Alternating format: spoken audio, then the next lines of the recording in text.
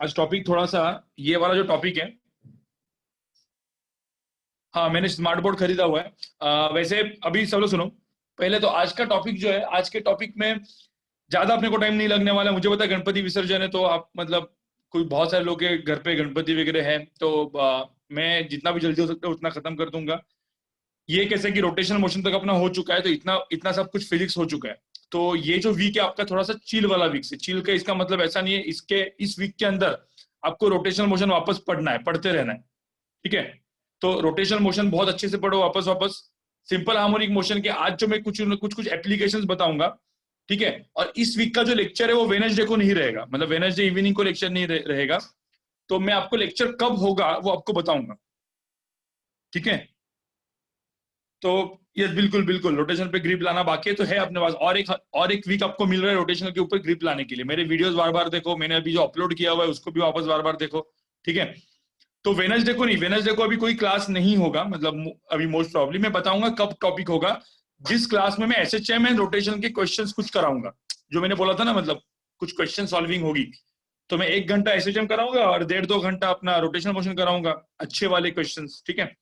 तो तब तक आप लोग प्रैक्टिस करते रहो। मैंने एक जो एक्सरसाइज भेजा हुआ है आपको रोटेशनल मोशन का, उसका सोल्यूशन भी भेजता हूं मैं, ठीक है। आ, यहाँ परमेश्वर 2 घंटे में खत्म हो जाएगा। चलो let's start with SHM, simple harmonic motion, ठीक है।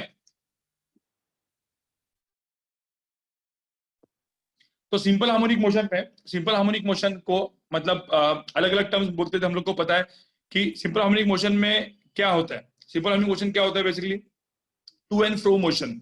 मतलब सिंपल हार्मोनिक मोशन पहले पहले काम करते हैं। पहले क्या होता है, पहला सबसे पहला वर्ड आता है पीरियोडिक मोशन। पीरियोडिक मोशन क्या होता था कि एक पार्टिकल एक जगह से निकला, घूम के उस टाइम के बाद उसी टाइम उसी पॉइंट से वापस गया। तो हर बार रिपीटेटिव, उस टाइम के बाद हर एक टाइम के बाद सपोज होते जा रहे, तो उसको हम लोग बोलते हैं पीरियोडिक मोशन।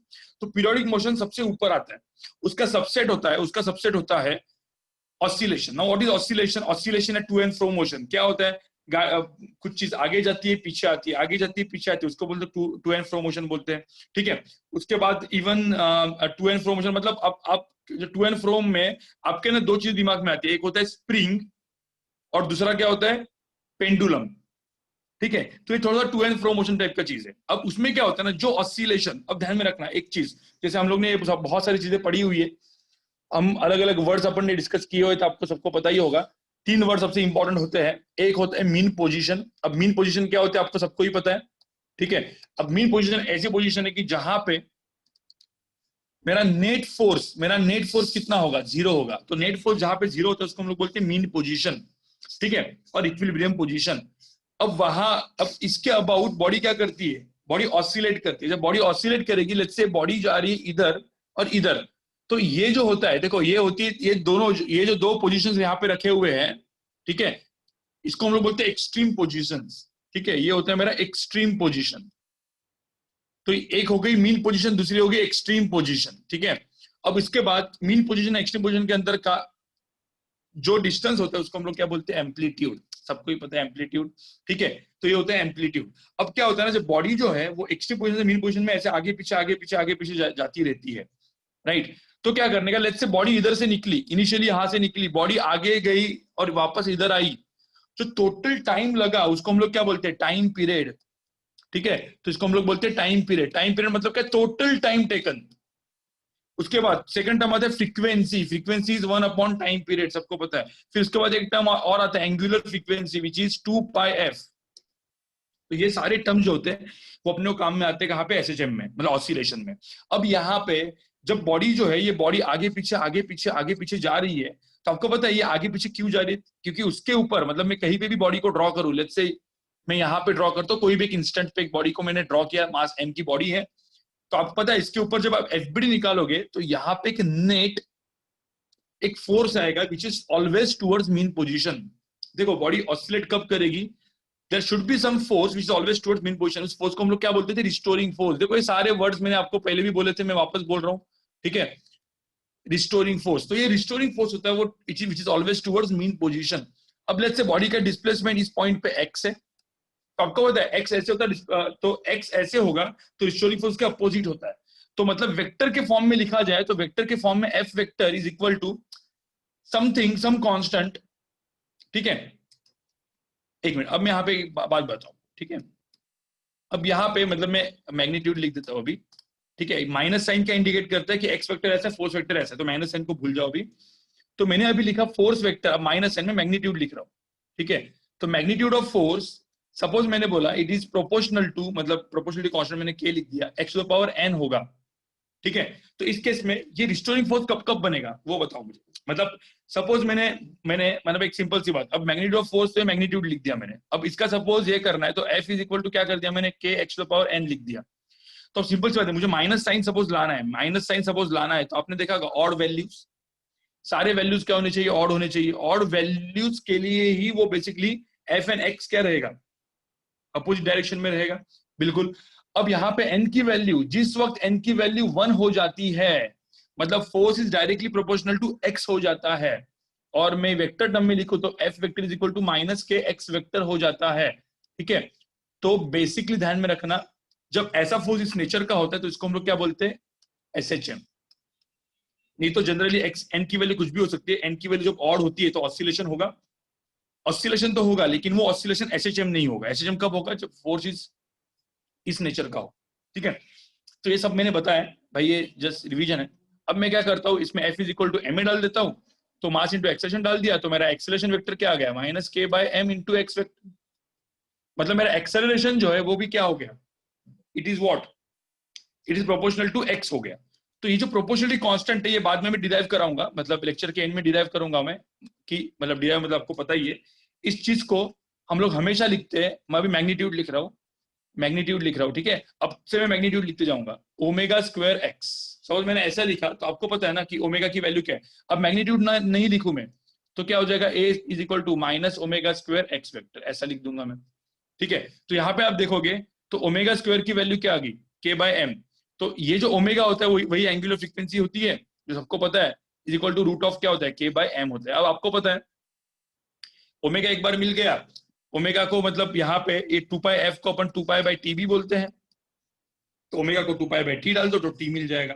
ये सब कुछ आपको पता है, थोड़ा सा फटाफट रिवाइज हो गया, थोड़ा सा स्लो जा रहा हूँ मैं स्टार्टिंग में क्योंकि ये रिविजन के लिए, ठीक है।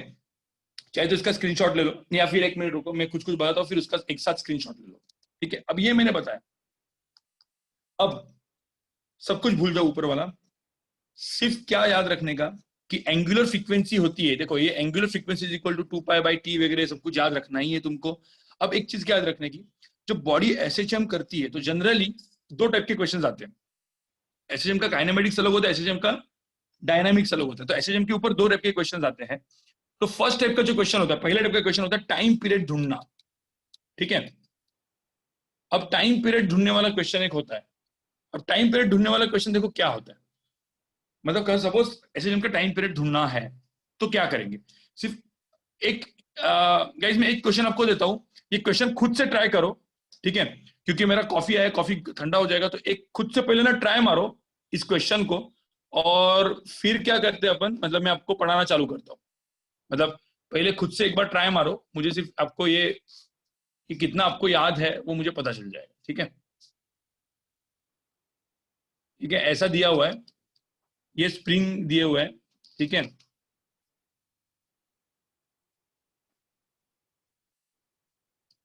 मुझे यहाँ पे बोला है find the time period of this system, ठीक है। थोड़ा सा याद करके देखो कि क्या मतलब आता है आपका आंसर, देखो जरा, एक 3 से 4 मिनट लो।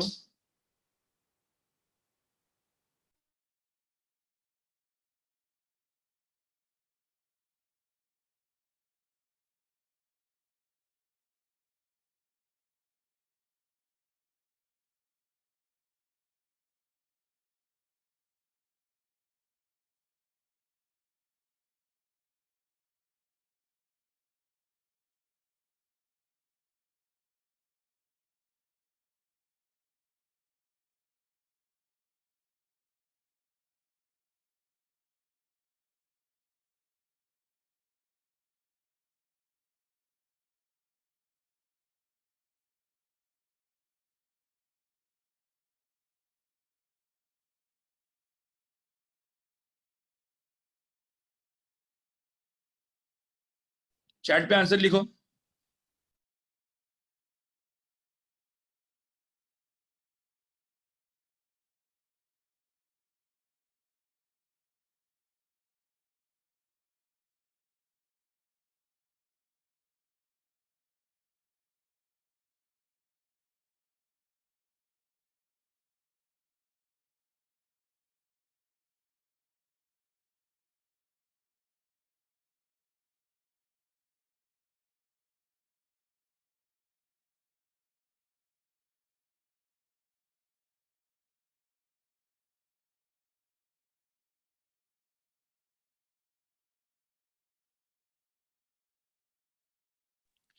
ठीक है गाइस, ठीक है, ये ब्रेक मेरा था, ये आपका नहीं था। चलो इस क्वेश्चन को अपन सॉल्व करते बाद में, ठीक है। पहले फटाफट फटाफट यहाँ पे सब लोग देख लो, ये मेरा टाइम पीरियड का क्वेश्चन था, लेकिन टाइम पीरियड को कैसे फाइंड आउट करना है, मैं इस क्वेश्चन को जाने के पहले, सुनो फटाफट, इस क्वेश्चन को जाने के पहले मैं आपको ना अलग अलग क्वेश्चन पूछता हूँ। पहली बात देखो, पहले कुछ रूल, मैं स्टेप्स आपको बताता हूँ। स्टेप्स, जो स्टेप्स, कोई भी क्वेश्चन सॉल्व करने के स्टेप्स, ये स्टेप्स जो है ना, ये हर एक क्वेश्चन के लिए लगने वाले अपने को, ठीक है। स्टेप क्या होता है देखो, यहाँ पे मैं जो स्टेप्स लिख रहा हूँ पहले सुनो। स्टेप्स होते पहला, फाइंड मीन पोजीशन, ठीक है। फाइंड मीन पोजीशन, ये बहुत इंपॉर्टेंट होता है। मोस्ट ऑफ द केसेस में मीन पोजीशन मतलब डायरेक्टली दिया रहेगा, मतलब उसी के, तो कभी कभी ये फाइंड मीन पोजीशन, मतलब मीन पोजीशन निकालने की जरूरत पड़ती है, ठीक है। तो ये मीन पोजीशन फाइंड आउट करने के बाद, ये सबसे पहला स्टेप है। उसके बाद सेकंड स्टेप हो जाएगा कि displace the body, displace bye x, ठीक है, या थीटा, डिस्प्लेस बाय एक्स और थीटा। कभी कभी एक एक्स से और थीटा एंगल से भी करना पड़ता है, क्योंकि यहाँ पे रोटेशन का भी काम आने वाला है, एक्स और थीटा। उसके बाद and right and draw FBD, ठीक है, एंड ड्रॉ एफबीडी, ठीक है। जिस जैसे में मीन पोजीशन है वहां पे एक्सिस होनी चाहिए, मतलब ये डिपेंड करता है कि क्या होता है। फिर उसके बाद थर्ड, कंपेयर एक बार FBD equation, draw FBD and equations and write equations and write equations, equations भी लिखना ही है, एफबीडी के बाद इक्वेशन तो लिखना ही है। उसके बाद थर्ड क्या होता है, थर्ड उसी चीज को कंपेयर करना है। नाउ कंपेयर, ठीक है, विथ क्या, ये दो चीजें होती है, मैं मैग्नीट्यूड लिख रहा हूं, either compare with this equation और कंपेयर विथ दिस इक्वेशन, ठीक है। इधर कंपेयर विथ इक्वेशन नंबर 1, आप सपोज नॉर्मल तरीके से उसको सॉल्व कर रहे हो, तो आप नॉर्मल तरीके से सॉल्व नहीं कर रहे हो तो compare with this equation, alpha is equal to omega square theta. तो सिंपल सी बात है, ड्रॉ एफबीडी में यहाँ पे आपको directly F is equal to m a लगाना पड़ेगा, या torque is equal to I alpha लगाना पड़ेगा। अब मैंने आपको बोला था टॉर्क इक्वेशन कहाँ पे वैलिड है, 3 जगह पे, centre of mass, axis of rotation, instant axis of rotation. तो ये इक्वेशन इसके लिए लगेगा। जनरली इसके ऊपर के जो अच्छे वाले क्वेश्चन होते हैं वो यही एडवांस में आ जाते हैं, ठीक है। और नॉर्मली जो F is equal to m a वगैरह के क्वेश्चन अपन डायरेक्टली यूज कर सकते हैं।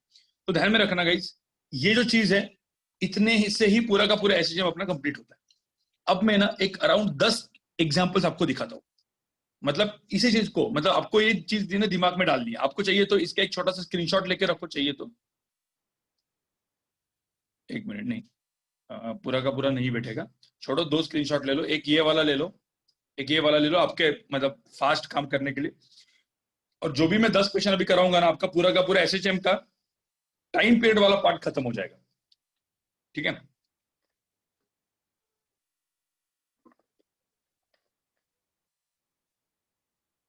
ले लिया स्क्रीनशॉट एक ये वाला? हाँ, ये सबसे इंपॉर्टेंट चीज है, ये सबसे इंपॉर्टेंट चीज है, इसका स्क्रीनशॉट लेना बहुत ही इंपॉर्टेंट है, ठीक है।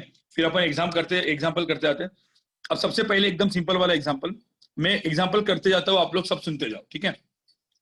अब फटाफट सुनना अपने को। अब मैंने एक स्प्रिंग लगाया, स्प्रिंग के अंदर मास लगाया, मास m था, स्प्रिंग कांस्टेंट k था, राइट। अब पहले तो क्या करना है, मीन पोजीशन ढूंढना है। मैंने मीन पोजीशन ढूंढ दिया, ये होता है मेरा मीन पोजीशन। अब मीन पोजीशन ढूंढने के बाद, ठीक है, मीन पोजीशन ढूंढने के बाद हम लोग क्या करेंगे, इस ब्लॉक को x से डिस्प्लेस करेंगे। x से डिस्प्लेस करने के बाद लेट्स से ब्लॉक यहाँ पे आ गया, ब्लॉक सपोज मेरा यहाँ पे आने का, ठीक है। मैं क्या करूंगा, पहले मैं मीन पोजीशन फाइंड आउट करूंगा, कर लिया, ठीक है। ये होती है मेरी मीन पोजीशन। अब ये मीन पोजीशन मतलब क्या हो गई, ये खुद मीन पोजीशन, जहां पे x की वैल्यू क्या हो गई, 0 हो गई, यही मीन पोजीशन होगी। क्यों? क्योंकि इसमें कोई भी यहाँ पे नेट फोर्स नहीं है यहाँ पे, ठीक है। उसके बाद मैंने x से डिस्प्लेस किया, कुछ इस तरीके से x से मैंने डिस्प्लेस किया, डिस्प्लेस बाय x और थीटा, जो इसमें x ही है, ठीक है। उसके बाद draw FBD and write equations. Draw FBD मतलब क्या, इसके ऊपर जो भी फोर्स है मैं यहाँ पे ड्रॉ करूंगा। आपको पता है ना, ग्रेविटी फोर्स नीचे, नॉर्मल फोर्स ऊपर। देखो mg नीचे होता है, नॉर्मल फोर्स ऊपर होता है। ड्रॉ करने की जरूरत है क्या? क्यों नहीं है, क्योंकि n is equal to mg, कुछ फायदा नहीं है। हाँ, अब यहाँ पे एक फोर्स है, देखो यहाँ पे एक फोर्स है kx, क्योंकि स्प्रिंग इसको क्या करेगा, खींचेगा। अब देखो यहाँ पे force is always towards mean position, तो इसके लिए हम लोग इसको क्या बोलते हैं, रिस्टोरिंग फोर्स, राइट। तो F is equal to kx आ गया। Draw FBD right equation, equation के लिए अपन क्या लिखते थे, एक्सेलरेशन बाजू में लिखते थे, राइट। फिर अपन ने directly F is equal to ma कर लिया, F is equal to ma करेंगे तो kx इक्वल टू क्या हो जाएगा, मास इंटू एक्सेलरेशन, ठीक है। क्या यहाँ पे लिखता हूं मैं, kx इज इक्वल टू क्या हो जाएगा, मास इंटू एक्सेलरेशन। तो a की वैल्यू क्या आ जाएगी, k by m into x आ जाएगा। अब इसको डायरेक्टली, इसको कंपेयर किसके साथ करना है, इसके साथ करना है, तो मुझे बताओ जो ओमेगा, ये जो टर्म है उसको हम लोग बोलते हैं ओमेगा, तो ओमेगा की वैल्यू आई रूट ऑफ के बाय एम। तो मुझे टाइम पीरियड चाहिए, तो यहाँ पे 2 पाई/t कर लिया, तो t की वैल्यू आई 2 पाई रूट ऑफ m/k। ठीक है, तो ये मेरा डायरेक्टली टाइम पीरियड आ गया। ठीक है, तो ये तो एकदम बेसिक फॉर्मूला होता है जो मतलब नीट वगैरह में काम आ जाता है।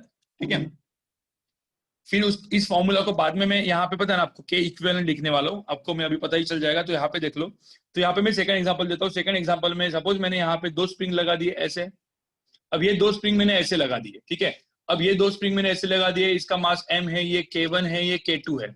ठीक है, अब यहाँ पे क्या कर लिया, पहले मैंने मीन पोजीशन फाइंड आउट कर लिया, यहाँ से इसको x से डिस्प्लेस कर दिया। x से डिस्प्लेस करने के बाद जब ये ब्लॉक यहाँ पे आएगा तो इसके ऊपर 2 फोर्सेस आएंगे। कौन से? ऊपर भी आएगा k1x, नीचे आएगा यहाँ पे k2x। ठीक है, तो अब यहाँ पे जब इक्वेशन में लिखूंगा तो यहाँ पे नेट फोर्स क्या आ जाएगा, k1 plus k2 into x is equal to mass into acceleration. यहाँ पे आप देखोगे तो a की वैल्यू आ जाएगी k1 plus k2 divide by m into x. अब यहाँ पे एक चीज पता चल गई कि ये k1 प्लस k2 को हम लोग लिख सकते हैं k इक्विवेलेंट। तो आपको ध्यान में रखना, जब स्प्रिंग्स पैरेलल होते हैं तो डायरेक्टली स्प्रिंग कांस्टेंट क्या होते हैं, ऐड होते हैं। उल्टा है, रेजिस्टेंस में उल्टा होता है, तो ये रेजिस्टेंस के उल्टा होता है। ठीक है, अब तो मैंने आपको इंडक्टर भी पढ़ा है, तो इंडक्टर भी ऐसे ही होता है, तो आपको पता ही है मतलब। तो ये सब कुछ अपन पढ़ चुके हैं अभी। तो ये हो जाएगा मेरा के इक्विवेलेंट, राइट। तो के इक्विवेलेंट डिवाइड बाय एम हो जाएगा। तो यहाँ पे आप देखोगे जब इक्वेशन में लिखूंगा, टाइम पीरियड जब मैं लिखूंगा, ठीक है, सॉरी ये राइट ये कैपेसिटर की तरह होता है, इंडक्टर रेजिस्टेंस की तरह होता है, ये सब कुछ आपको पता है। अब 2 पाई रूट ऑफ क्या होता है, 2 पाई रूट ऑफ क्या होता है, m divide by k1 plus k2, क्योंकि k इक्विवेलेंट, तो ध्यान में रखना इसके जगह में k इक्विवेलेंट लिखूंगा। तो मेरा एक फॉर्मूला बन गया यहाँ पे, टाइम पीरियड कभी भी स्प्रिंग सिस्टम दिखाई दे तो टाइम पीरियड पूछा है तो 2 pi root of m/k equivalent, ऐसा करने का, सिंपल। तो ये डायरेक्टली फॉर्मूला दिमाग में आ गया। आपको पता है इसको हम लोग बोलते हैं स्प्रिंग्स आर इन सीरीज। अब इसी के साथ में और एक होता है, इसी के साथ में और एक चीज होती है, आपको पता है। सपोज मैंने स्प्रिंग को ऐसे रखा है, ये k1 है और यहाँ पे k2 है। देखो यहाँ पे ये मैंने कैसे रखा है, यहाँ पे ये मैंने रखा k1, ये रखा मैंने k2। अब इस चक्कर में भी इधर भी क्या होगा, इधर भी क्या हो जाएगा भाई, ये भी सेम ही है, ये भी पैरेलल ही है। ये पैरेलल था ना, तो ये भी पैरेलल है। क्यों पता है, क्योंकि आप यहां से x से डिस्प्लेस कर लो, इसको यहाँ पे x से डिस्प्लेस कर लो, आपको पता है क्या होगा, यहाँ पे इसको x से डिस्प्लेस करते हैं, ये स्प्रिंग इसको यहाँ पे पुश करेगा k2x से, ये स्प्रिंग यहाँ पे इसको खींचेगा तो यहाँ पे आएगा k1x। देखो ना यहाँ पे सेम हो गया ना। देखो तो स्प्रिंग मास के आजू बाजू में है तो वो पैरेलल ही होते हैं, पता है, इसका आंसर भी सेम आएगा, सेम आएगा। तो ध्यान में रखना, मतलब कभी किसी ने ऐसा आपको दे दिया, कभी ऐसा आपको दे दिया, ठीक है, जैसे एक क्वेश्चन दे दिया, ऐसा एक स्प्रिंग है, ऐसा एक स्प्रिंग है, ठीक है, और फिर मैंने बोला कि एक ऐसा स्प्रिंग है, ऐसा स्प्रिंग है, ठीक है, ये मास है, ये के 2K 3K 4K। अब मैंने सपोज ऐसा बोला और बोला व्हाट इज टाइम पीरियड, तो आपको पता है यहाँ पे क्या करना है, ये सब कुछ पैरेलल है, कोई सीरीज में नहीं है। तो सबका स्प्रिंग कांस्टेंट मुझे क्या करना पड़ेगा, ऐड करते रहना पड़ेगा, k plus 2K plus 3K plus 4K। तो मेरा टाइम पीरियड डायरेक्टली क्या आ जाएगा, 2 pi root of m/k equivalent. Equivalent की वैल्यू कितनी है, ये सबको ऐड करो, 10K। ठीक है, तो ये हो जाएगा मेरा फोर्थ। कोई दिक्कत है क्या? तो ये तो एकदम सिंपल वाला चीज है, ये सारी चीजें नीट में पूछी जाती है गाइस। अब इसके बाद ये जो होता है पैरेलल होता है। अब पैरेलल के बाद आता है सीरीज। ठीक है ना, व्हाट इज इन सीरीज। अब सीरीज का मतलब क्या होता है, देखो यहाँ पे सीरीज में अपन एक मेथड बनाएंगे गाइस। पहले सीरीज का डायरेक्ट फॉर्मूला लिख देता हूँ नीट वालों के लिए। ठीक है, ये नीट वालों के लिए फॉर्मूला है, ये k1 है, ये k2 है, जैसे ये k3 है, जो भी है, और ये मास m रहेगा। और मैंने बोला अब इसका मुझे बताओ टाइम पीरियड क्या होगा। आपको पता है इसका जो k इक्विवेलेंट है आप कैसे लिखोगे, पता है, 1/k equivalent is equal to क्या करेंगे, 1/k1 plus 1/k2 plus 1/k3। ये हो जाएगा मेरा k इक्विवेलेंट, इससे आप जो कैलकुलेट करोगे वो। और मैंने बोला टाइम पीरियड की वैल्यू क्या हो जाएगी, 2 pi root of m/k equivalent, ये मेरा टाइम पीरियड हो जाएगा when the springs are in series. ठीक है, अब इसका एक सिंपल चीज है, इसका जो डेरिवेशन है, इसके डेरिवेशन के भी मैं स्टेप बताने वाला हूँ, क्योंकि इसके बाद मतलब इसके बाद में जो कुछ क्वेश्चंस करने वाला हूं ना, ये क्वेश्चन थोड़े से JEE Main and JEE Advance oriented question होंगे नीट वालों, लेकिन सुन लो, ठीक है। तो ये वाला जो चीज है, ये वाला चीज है, ये भी आपको याद रखना है। अब मैंने जो क्वेश्चन आपको दिया था यहाँ पे, मैंने एक आपको क्वेश्चन दिया था यहाँ पे, तो यहाँ पे मुझे बताओ कौन सा सीरीज में, कौन सा पैरेलल में, ये 2K 4K, तो इसका K इक्विवेलेंट हो गया 6K, ऐड करोगे। अब ये 6K और ये 4K, ये दोनों क्या हो गए, ये दोनों क्या हो गए, ये सीरीज में है, तो यहाँ पे इसका जो 1/k इक्विवेलेंट बनेगा गाइस, इसका जो 1/k इक्विवेलेंट बनेगा वो क्या बनेगा, 1/6k plus 1/4k less is equal to 1/k dash some k dash. ठीक है, तो यहाँ पे जो k डैश की वैल्यू आई वो कितने, यहाँ पे कितने k डैश की वैल्यू, इसमें 4 3 जा 6 2 जा, तो 3 + 2 मतलब 12/5, राइट, 12/5k। कोई दिक्कत है क्या? अब ये जो k डैश बना और ये दोनों अभी एक बाजू आजू बाजू में है, तो ये तीनों क्या आ जाएंगे, ऐड कर जाएंगे, ये तीनों तीनों ऐड हो जाएंगे। तो यहाँ पे क्या होगा, 2k + 3k 5k plus k dash. तो मेरा जो k इक्विवेलेंट बना ये क्या हो जाएगा, सीरीज एंड पैरेलल, तो 12/5 + 5, तो 25 + 12 कितना हुआ, 25 + 12 कितना हुआ 37, तो यहाँ पे आंसर आएगा 37/5। तो मेरा जो k इक्विवेलेंट है वो 37/5 के आ गया, ध्यान में रखना। ठीक है, तो मेरा जो टाइम पीरियड इसमें आएगा वो आएगा 2/√m/k equivalent, k equivalent is 37k/5m, तो ये मेरा आंसर है। ठीक है, तो गाइस ये मेरा जो भी आंसर होगा वहां पे आप टिक करोगे। तो इस टाइप के जो क्वेश्चन बनते हैं गाइस वो नीट में बनते हैं। ठीक है, नीट में या कभी कभी जेईई मेन के लोअर लेवल पे, ठीक है, मतलब इजी वाले लेवल पे। तो अब यहाँ पे देखो, यहाँ पे मेरा ये हो गया। अब हम लोग करते हैं, अब यहाँ पे एक स्टेप्स चाहिए तो इसका एक स्क्रीनशॉट लेके रखो, आपको चाहिए तो स्क्रीनशॉट लो, इसका स्क्रीनशॉट लो, इंपॉर्टेंट है। ठीक है,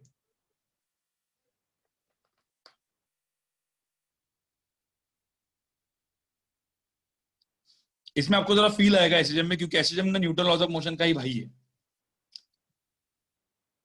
ठीक है, यहाँ पे लिख दो, यहाँ पे ये हो गया सबका स्क्रीनशॉट हो गया। चलो, तो अब आगे बढ़ते हैं, आगे बढ़ते हैं, और हम लोग अभी करेंगे अब मेरा सबसे इंपॉर्टेंट चीज। अब ये थोड़ा सा लेवल जो है ऊपर है, ठीक है, मतलब मैं इसी में ही थोड़ा सा ऊपर लेवल का पढ़ाता हूँ, लेकिन एक मिनट, ऊपर लेवल का पढ़ाने के पहले थोड़ा सा नीचे लेवल का खत्म ही कर देता हूं मैं। कोई भी स्प्रिंग होती है ना, स्प्रिंग, ये इंपॉर्टेंट है, स्प्रिंग, कोई भी स्प्रिंग का कांस्टेंट क्या है आपको पता है। स्प्रिंग को अपन ने कट किया, मैंने सपोज यहाँ पे इसको स्प्रिंग को कट किया, ठीक है।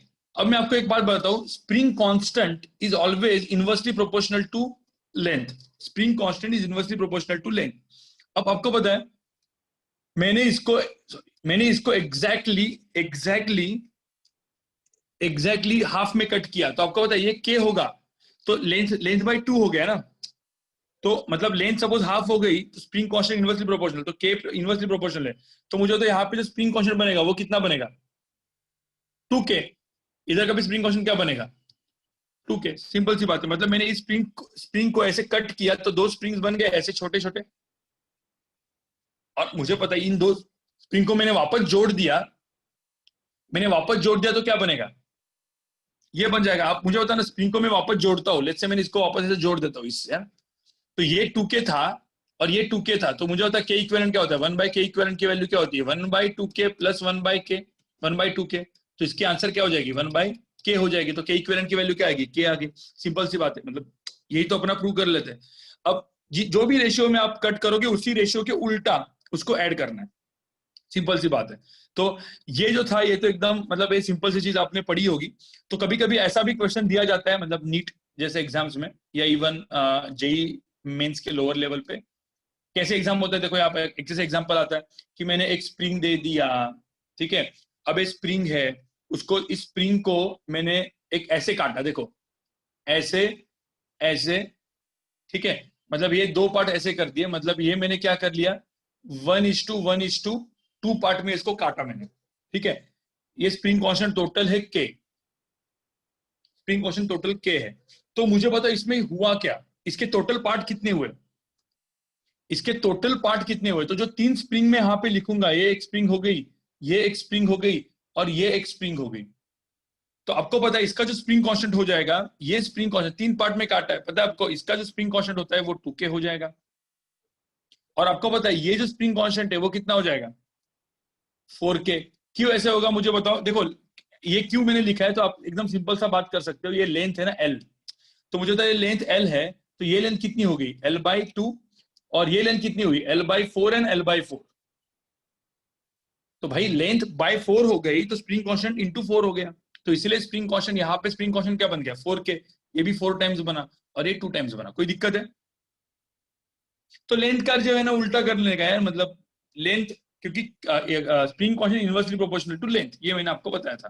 ठीक है, अब यहाँ पे क्या है, फिर ये जो 3 काटे हुए उसको फिर सीरीज पैरेलल में लगा सकते हैं अपन, मतलब एक मास ले लिया उसको सीरीज पैरेलल में लगा दिया, तो बताओ क्या होगा, तो उस तरीके से कर सकते हो। ठीक है, और एक चीज मुझे बतानी है आगे जाने के पहले, ये वाला पार्ट। ठीक है, राइट मिलोरी, अब यहाँ पे देखो, अब यहाँ पे देखो, यहाँ पे मैंने क्या किया, अब सुनो, सेम मास मैंने, अब कैसे मैं करता था हॉरिजॉन्टल में, अब सेम मास ना मैंने ऐसे रखा, सेम मास जो है, ये सेम मास मैंने कुछ इस तरीके से रखा। तो ये सपोज इसका, अब यहाँ पे इसका स्प्रिंग कांस्टेंट है के और इसका मास है एम, तो सेम मास ने मैंने कुछ इस तरीके से रखा। अब यहाँ पे एक पंगा है, यहाँ पे क्या होता है, देखो ना, इस ये जो सारे डायग्राम में ग्रेविटी का कुछ काम ही नहीं आता था, क्यों? क्योंकि ग्रेविटी नीचे आती थी और उसको अपोज करने के लिए नॉर्मल फोर्स होता था, कोई दिक्कत नहीं था। लेकिन यहाँ पे क्या आ गया, यहाँ पे कौन सा फोर्स आ गया, ग्रेविटी फोर्स आ गया। अब मुझे बताओ, यहाँ पे मेरा पहला स्टेप क्या था, फाइंड मीन पोजीशन। यहाँ पे मीन पोजीशन ये नहीं है, मीन पोजीशन कहाँ पे होगी, थोड़ी सी नीचे होगी। ध्यान में रखना, यहाँ पे नेचुरल लेंथ में मीन पोजीशन नहीं होगी। क्यों नहीं होगी? क्योंकि ये, तो मैं क्या करूंगा, पहले इसको थोड़ा सा लेके आऊंगा और मैं यहाँ पे ऐसा धीरे हाथ से रखा, तो मेरे को पता है मीन पोजीशन यहाँ पे कहीं तो होगी। मैं यहाँ पे पहले मीन पोजीशन ड्रॉ करता हूँ। लेट्स से मीन पोजीशन में कि ये जो स्प्रिंग है, ये स्प्रिंग थोड़ी सी खिंच गई। ठीक है, ऐसा पकड़ लेते हैं, स्प्रिंग थोड़ी सी खिंची हुई है, देखो यहाँ पे, और ये जो चीज है ये हो गई एक्स नॉट। ठीक है, अब इसका मैं एफबीडी बनाऊंगा, तो एफबीडी में क्या आएगा, mg एन के एक्स नॉट, दोनों क्या हो जाएंगे। अब ये जो मैंने यहाँ पे लिखा, ध्यान में रखना, यहाँ पे भी मीन पोजीशन चेंज हो गई है।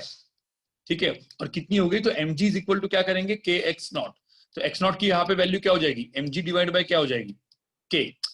तो ये मेरी मीन पोजीशन हुई। अब मैंने क्या पहला, मेरा first step is find mean position and then you have to displace that block m by x distance. तो मैंने अभी इसको x डिस्टेंस से नीचे किया। अब जैसे ही मैंने इसको x डिस्टेंस से नीचे किया, अब यहाँ पे देखो, मैं इसको क्या करता हूँ, इसको मैं x डिस्टेंस से और नीचे खींच लेता हूँ। ठीक है, ये कलर से करता हूँ। ठीक है, x से मैंने इसको और नीचे खींचा।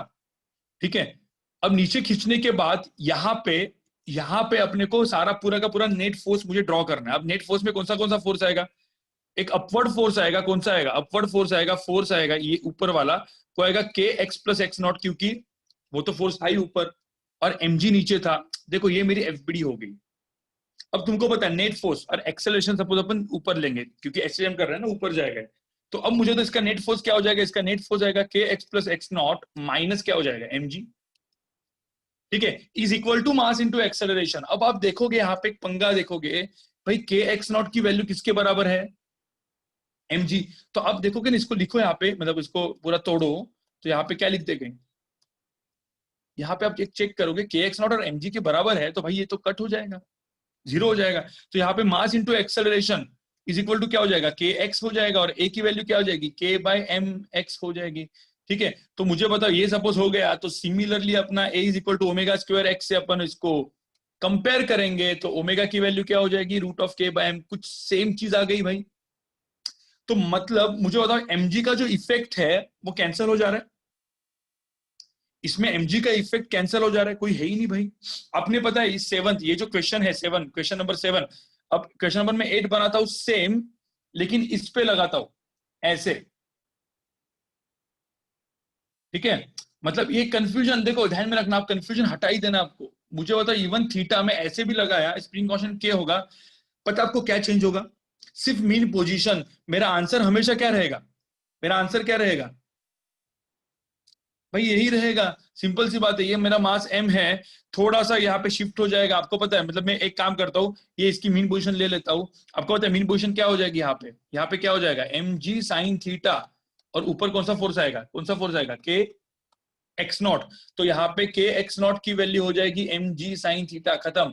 फिर उससे क्या करना है, उसको यहाँ से शिफ्ट करना है x से, इसको यहाँ से x से शिफ्ट कर लो, इस ब्लॉक को यहाँ पे लेके आओ। ठीक है, अब पूरी की पूरी एफबीडी यहाँ पे वापस ड्रॉ करो, आपको पता चल जाएगा यहाँ पे इसके ऊपर का फोर्स आएगा k x plus x not, और नीचे वाला जो फोर्स आएगा यहाँ पे mg साइन थीटा। अब आप बेसिकली इसको, और एक्सेलरेशन इस तरफ होगा, सेम इक्वेशन आप लिखोगे यहाँ पे k x plus x not minus m g sine theta is equal to क्या होता है, मास इंटू एक्सेलरेशन। अब के एक्स नॉट और एम जी इक्वल है, कट हो जाएगा भाई, सेम इक्वेशन आएगा। तो मुझे बताओ फिर कुछ फर्क नहीं पड़ रहा है, मतलब एमजी का इफेक्ट लेना ही नहीं है। मतलब जो गाइस, एक मिनट, फोन आ रहा है किसी का, रुको एक मिनट।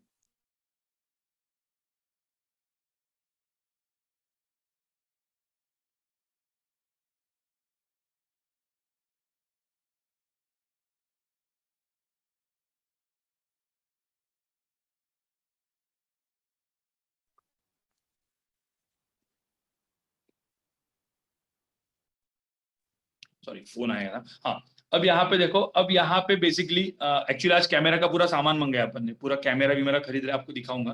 ठीक है, बोर्ड तो आपने देख ही लिया ना, बोर्ड तो आपने देख लिया, मैंने दिखाया था ना आपको बोर्ड। हाँ, ओके, नहीं दिखाया था क्या? ठीक है, चलो मैं दिखाता हूँ पहले ये थोड़ा सा एक खत्म कर लेते हैं, एक वाला पार्ट, उसके बाद दिखाता हूँ। ठीक है, तो यहाँ पे सिंपल सी बात है, तो ये सेम सेम चीज हो गई थी, तो a is equal to omega square x हो गया। सेम चीज, मतलब भाई ध्यान में रखना, ये एमजी का इफेक्ट अभी लेना ही नहीं है, 7th एंड 8th, मतलब आपने इस दो क्वेश्चन से देख लिया चाहिए। तो अभी मैं यहाँ, एक मिनट, इसको इसको चाहिए तो वो कर लो, स्क्रीनशॉट ले लो इसका। ध्यान में रखना, यहाँ पे कोई एमजी का इफेक्ट लेना ही नहीं है। अब यहाँ पे एमजी का इफेक्ट सपोज नहीं लेना है गाइस, नहीं लेना है,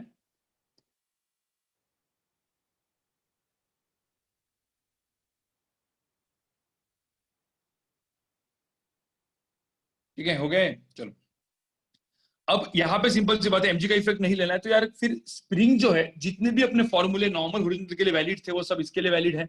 मतलब जैसे मैंने एक यहाँ पे स्प्रिंग ले लिया, दूसरा मैंने स्प्रिंग ले लिया, इसका स्प्रिंग कांस्टेंट के, इसका स्प्रिंग कांस्टेंट 2k है, और इसको मैंने मास m रखा, तो मुझे बताओ इसका भी टाइम पीरियड क्या आएगा, फॉर्मूला वही, t is equal to 2 pi root of m by k equivalent, काम खत्म। इन दोनों को क्या करेंगे अपन, डायरेक्ट ले लेंगे भाई, इसका डायरेक्टली फॉर्मूला कर देंगे 2 पाई रूट ऑफ क्या, और कोई एमजी का इफेक्ट नहीं लेने का, डायरेक्टली लिख दो यहाँ पे m divide by k equivalent, कितना आएगा के इक्विवेलेंट, बताओ जरा। के इक्विवेलेंट की वैल्यू क्या है, सीरीज में है, तो के इक्विवेलेंट क्या आ जाएगा, 1 बाई, मतलब 2k/3, राइट, 2k/3, तो मेरा आंसर है डायरेक्टली 2k/3, तो 2k/3 कर लो, यहाँ पे काम खत्म हो जाएगा तुम्हारा।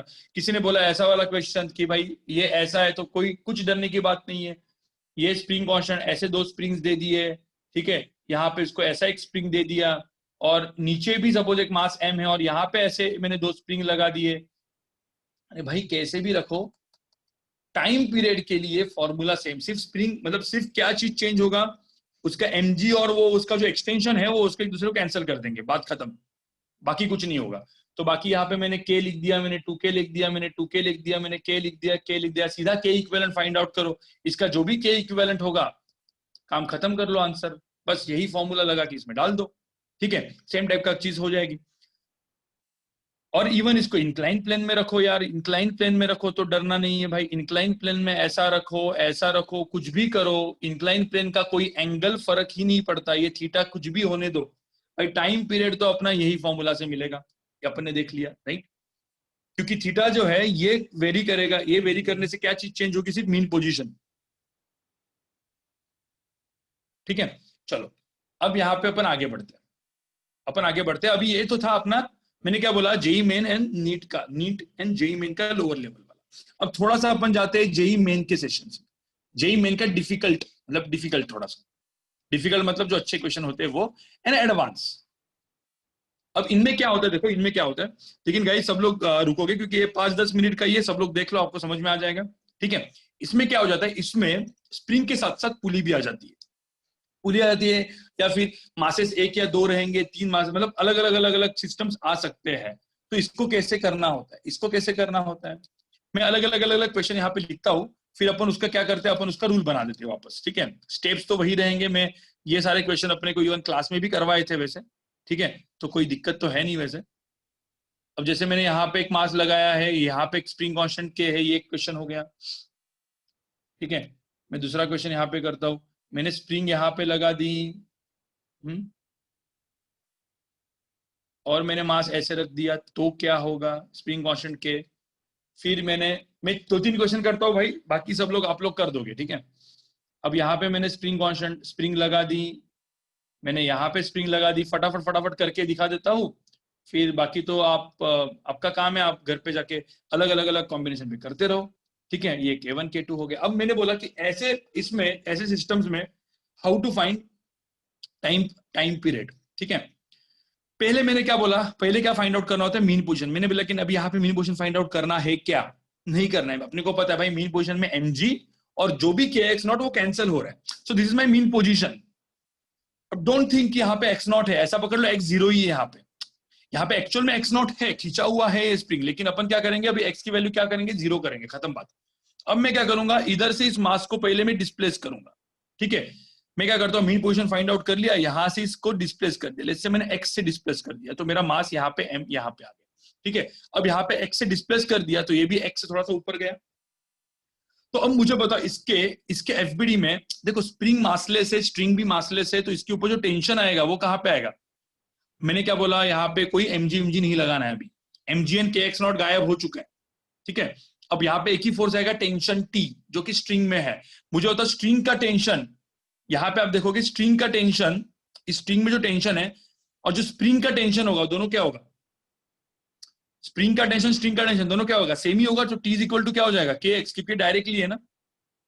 तो अब मुझे एक बात बताओ, यहाँ पे मास, अब यहाँ पे T इज इक्वल टू, मैं T is equal to mass into acceleration करता हूं और टेंशन की वैल्यू खुद kx के बराबर है, तो यहाँ पे लिख दिया मैंने T is equal to kx। देखो ना यहाँ पे ये लिख दिया मैंने, तो यहाँ पे क्या मिल गया मुझे, ma इज इक्वल टू क्या मिल गया, kx। तो एक ही वैल्यू क्या मिल गई, k बाय mx। भाई सिमिलरली आ गया ना, ये आ गया ओमेगा स्क्वायर, काम खत्म। तो टाइम पीरियड आ गया मेरा, सेम टाइम पीरियड आ गया मेरा यहाँ पे 2 पाई बाय m। तो ये तो एकदम नॉर्मल वाला क्वेश्चन था, क्योंकि यहाँ पे है ही ना यार, यहाँ पे पुली से स्ट्रिंग लगाई हुई है, पंगा यहाँ पे आएगा। ये तो अपना बेसिक क्वेश्चन ही था, बस थोड़ा सा उल्टा पुल्टा करके दिया था, पंगा यहाँ पे आएगा। अब यहाँ पे ध्यान में रखना, क्वेश्चन सॉल्व करने का तरीका बताता हूँ मैं आपको, ठीक है। न्यूटन लॉज ऑफ मोशन सबको याद है, मेरी नोड मेथड मैंने जो बताई थी वो सबको याद है, राइट। बस नोड मेथड लगानी, काम खत्म तुम्हारा। यहाँ पे देखो कैसे, अब यहाँ पे ये हो गया मेरा पहले क्या, मीन पोजीशन। पहले क्या करेंगे, मीन पोजीशन से x से, अब यार समझ जाओ कि थोड़ा सा बड़ा है यहाँ पे, ठीक है।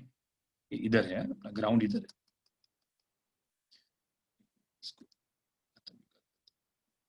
है, तो ठीक है। अब यहाँ पे मैंने क्या कर दिया, मैंने पहले क्या कर दिया, पहले ब्लॉक को x से कहाँ पे कर दिया, नीचे कर दिया। मैंने ब्लॉक को यहाँ पे लेके आया, जैसे मैं ब्लॉक को यहाँ पे लेके x से नीचे कर दिया, सब मेरा टेंशन मेंशन लिख दो। चलो यहाँ पे आ गया टेंशन T, इस पूरे स्ट्रिंग में, क्योंकि एक स्ट्रिंग में एक टेंशन, देखो न्यूटन लॉज ऑफ मोशन को करना है, तो ये टेंशन T है और ये x से खींचा, तो मुझे तो इसके ऊपर एफबीडी क्या आएगी, टेंशन T ऊपर आएगा, एक्सेलरेशन भी ऊपर आएगा, ठीक है। तो मैंने तो पहले एफबीडी बनाऊंगा। देखो ध्यान में रखना, कभी भी ऐसे क्वेश्चन में सारे स्टेप्स अपने को फॉलो करने। देखो ये जो स्टेप्स थे ना, तीन स्टेप्स, कहाँ पे गए अपने तीन स्टेप्स, देखो यहाँ पे ये तीन स्टेप्स तो फॉलो करने ही है। अब यहाँ पे और एक चीज, draw FBD and right equation में, यहाँ पे एक चीज, राइट कंस्ट्रेंट इक्वेशन। भाई कंस्ट्रेंट इक्वेशन पढ़ाया था ना अपन ने, right constraint equation. Constraint equation यहाँ पे लिखना बहुत जरूरी है। जैसे कंस्ट्रेंट इक्वेशन अपन लिखते हैं, अपना क्वेश्चन अच्छा हो गया, अच्छा हो गया मतलब जेईई मेन एडवांस का हो गया, ठीक है। तो बस कुछ नहीं यार, यहाँ पे कंस्ट्रेंट इक्वेशन लिख दो। बहुत ही कम चांसेस होते हैं कि ऐसे सब क्वेश्चंस नीट में आएंगे, लेकिन पता नहीं यार, अभी एम्स पीएमटी साथ में हुए तो आ सकते हैं, तो कर लो, मतलब क्या फर्क पड़ता है, समझ में आ रहा है, नहीं समझ में आ रहा है तो छोड़ दो, कोई दिक्कत नहीं। तो अब यहाँ पे देखो, यहाँ पे ये टेंशन T हो जाएगा, ठीक है। और अब मुझे बताओ, ये x से खींचा, ये x से खींचा, तो मुझे बताओ ये स्प्रिंग कितने से खींचेगा, नहीं पता। तो नहीं पता ना, तो यहाँ पे क्या लिख दो, ये स्प्रिंग कितने से खींचा, लेट्स से x1 से खींचा, कितने से, x1। अब मुझे तो स्प्रिंग x1 से खींचा, तो पुली भी तो, भाई पुली तो स्प्रिंग को अटैच है ना, जितने से x1 खींचेगा, पुली भी कितने से नीचे गई, पुली नीचे कितने से गई, x1 से गई। तो मैं एफबीडी यहाँ पे मैं इस स्ट्रिंग का कंस्ट्रेंट इक्वेशन लिखूंगा, तो आपको पता है ये दो पार्ट है, ऐसे दिख रहे हैं। ये स्ट्रिंग ए स्ट्रिंग मेन है, तो इसके दो पार्ट है, जिसमें ये वाला जो एंड है, ये वाला एंड जा रहा है नीचे x से, और यहाँ पे ये जो ऊपर वाला जो स्प्रिंग है, उसमें कितना जा रहा है, उसमें कितना नीचे जा रहा है, x1 से। तो ये दोनों चीजें कितनी जा रही है नीचे से, x1 से, और ये चीज क्या है, फिक्स्ड है। कोई दिक्कत है क्या इसमें? यहाँ पे कोई दिक्कत है में जो लिखा है सेम है ना भाई, ठीक है। अब यहाँ पे plus x minus x one, तो यहाँ पे आंसर क्या आएगा, x minus two x one की वैल्यू कितने की बराबर आएगी, 0। तो x इज इक्वल टू क्या आ जाएगा, x is equal to 2x1। भाई ये मेरा क्या बन गया, ये मेरा स्ट्रिंग कंस्ट्रेंट बन गया। चलो मैं अभी सारे इक्वेशन लिख देता हूँ, सारे एफबीडी के इक्वेशन पहले लिख दो। पहली कौन, कितने पार्ट्स है, कितने बॉडीज है यहाँ पे, एक पुली है और एक ये मास है, तो दो तो एफबीडी हो गई। तो इस एफबीडी का इक्वेशन क्या आएगा, मैं लिख देता हूँ यहाँ पे। इस एफबीडी का इक्वेशन आएगा, मैं ऊपर लिख देता हूँ चाहिए तो, ठीक है। इस बॉक्स में सारे इक्वेशन लिख रहा हूं मैं इस क्वेश्चन के लिए। तो पहले तो आएगा tension, T is equal to mass into acceleration. चलो गुड, हो गया राइट। तो T is equal to mass into acceleration लिख दिया मैंने। अब पुली का एफबीडी का इक्वेशन क्या है, पुली के ऊपर T और T कितना फोर्स नीचे है, 2T फोर्स नीचे है और kx1 फोर्स ऊपर है। तो 2T इज इक्वल टू क्या आ जाएगा, 2T इज इक्वल टू क्या आ जाएगा, kx1, ठीक है। तो 2T is equal to kx1 आ गया। तो ये मेरा एक इक्वेशन आ गया, इक्वेशन नंबर 1, इक्वेशन नंबर 2, ठीक है। उसके बाद मेरा constraint equation x is equal to 2x1, equation number 3। काम खत्म।